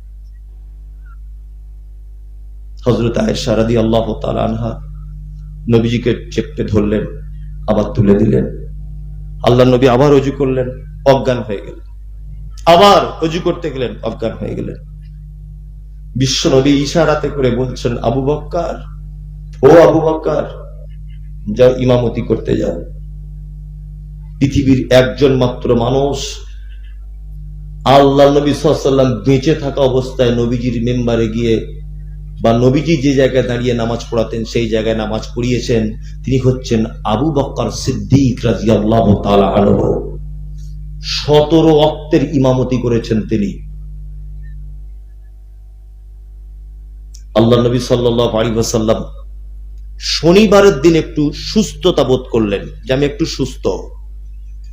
2 জন সাহাবীর কাঁধে হাত দিয়ে মসজিদের ভিতরে যাচ্ছেন। আবু বকর ব্যাপারটা, জোহরের নামাজের ইমামতি করছিলেন, ব্যাপারটা লক্ষ্য করলেন বা বুঝতে পারলেন যে আল্লাহর নবী আসছেন। তিনি পিছনের দিকে চলে আসার জন্য চেষ্টা করলেন। আল্লাহ নবী অনুরোধ করে বললেন বা আল্লাহ নবী নিষেধ করলেন, আবু বকর পিছনে এসো না, ওখানেই তুমি দাঁড়াও। আল্লাহ নবীকে গিয়ে আবু বকরের বাম দিকে বসিয়ে দেওয়া হলো। আল্লাহ নবী সাল্লাল্লাহু আলাইহি ওয়াসাল্লামের ইত্তেবা করতে লাগলেন আবু বকর। ইমাম হয়ে গেলেন কে? নবীজি। মুকাব্বির হলেন কে? আবু বকর সিদ্দিক। মানে আল্লাহর নবী আস্তে আস্তে বলছেন, আল্লাহু আকবার। অসুস্থ তো, শেষ জীবনে আবু বকর মুকাব্বির। বিশ্ব নবী সাল্লাল্লাহু আলাইহি ওয়াসাল্লাম চলে এলেন। জীবনের শেষ ওয়াক্তের নামাজ, আল্লাহ রাসূল পৃথিবী থেকে চলে যাচ্ছেন। যেতে যেতে দেখছেন যে সাহাবায়ে কিরামগণ মসজিদের ভিতরে নামাজ পড়ছেন। আল্লাহর নবী আয়েশাকে ইশারা করে বললেন, আয়েশা একবার শুধু পর্দাটা হটাও। আয়েশা পর্দাটা হটালেন। আল্লাহ নবী সাল্লাল্লাহু আলাইহি ওয়াসাল্লাম মুচকে হাসলেন আর একটা কথা বারবার বলছেন, ইয়া রাফিকাল আলা আসসালাত আসসালাত ওয়া মা মালাকাত আইমানুকুম। সাহাবীরা, কখনোই দুটো জিনিস করো না। এক, নামাজ ছেড়ে দিও না, নামাজ ছেড়ে দিও না। তোমাদের অধীনে থাকা দাস দাসী, তোমাদের স্ত্রী, এদের সঙ্গে অসৎ ব্যবহার করিও না। যে নবী পৃথিবী থেকে চলে যাবার শেষ বাক্য পর্যন্ত বলছেন, নামাজ ছেড়ে দিও না উম্মত, নামাজ ছেড়ে দিও না, সেই নবীর এত ভালোবাসে জুলুস বার করে নামাজ পড়ে না। কি বলছি বুঝতে পারছেন না? নবী দিবস করে, উম্মত নামাজ পড়ে না। আল্লাহ আল্লাহ আপনাকে আমাকে সকলকেই 5 ওয়াক্তের সালাত আদায় করার তৌফিক দান করুক, আমিন। নবীজি সাল্লাল্লাহু আলাইহি ওয়াসাল্লাম তারপরে বলছেন তাসমিতুল আতিশ। আর কি করবে? হাঁচি হলে কি বলতে হয়? আলহামদুলিল্লাহ। ওটা যে শুনবে ইয়ারহামুকাল্লাহ, ওটা যে শুনবে ইয়াহদিকুমুল্লাহ ওয়া আসলিহু বালাকুম। এই 3 পর্যায়ের উত্তর দিতে হবে। আপনাকে 4টে ভালো কাজ বলে দিলাম, মনে থাকবে? 1, আপনি কাউকে দেখা হলে সালাম দিবেন 5টা। 2, অসুস্থকে দেখতে যাবেন। 3, জানাজার সালাত আদায় করতে যাবেন। 4, বৈধ দাওয়াত দিলে কবুল করবেন। 5, হাঁচি হলে 3 পর্যায়ের উত্তর আপনি দিবেন। এটা একটা মুসলমান আর একটা মুসলমানের উপরে হক। ইনশাআল্লাহ আজকে থেকে হাদিসগুলো আমল করার চেষ্টা করবো, ইনশাআল্লাহ ইনশাআল্লাহ ইনশাআল্লাহ। আপনাদের কাছ থেকে আমি এখন বিদায়ের পথে। আরো হাদিস অনেক বলার থাকতো, বলা যেত। এখন রাত্রি অনেক হয়েছে, 1টা বাজে, আমারও 12টা বেজে গেছে, প্রতিদিন রাতে চলছে, ঠিক আছে? ওই জন্য আপনাদের কাছে শেষ বেলাতে আমি 2টো জিনিসের জানতে চাইছি। কি বলছি বুঝতে পারছেন না? 2টি মাত্র জিনিস। জি না, বসুন বসুন, ওরকম করলে সারা রাত চলবে। বসুন বসুন বসুন। এই যা শুনেছেন আমল করুন, অনেক, বুঝলেন না? যা শুনেছেন আমল করুন। আপনাদের কাছে বিনীত অনুরোধ, এটা আমি 2টো জিনিস দেখতে চাইছি। 1, এখানে অন্তত পক্ষে এটা আদায়ের জলসনায় খুব ভালো লাগলো, মন খুলে কথা বলা গেল। 2টো জিনিস। 1, বলুন তো যে আজকে থেকে নামাজ পড়া ধরবো এরকম 10টা লোক বলুন তো। নামাজ পড়েন? পড়েন তো আপনি হাত তুলছেন কেন? পড়েন না আপনি? তুলুন, কই হাত তুলুন তো দেখি 10টা লোক। কই এখানে আসুন, যারা হাত তুলেছেন এখানে আসুন, আমার কাছে আসুন। আসুন, একটা জিনিস দেখাবো, আসুন, সত্যি বলছি দেখাবো।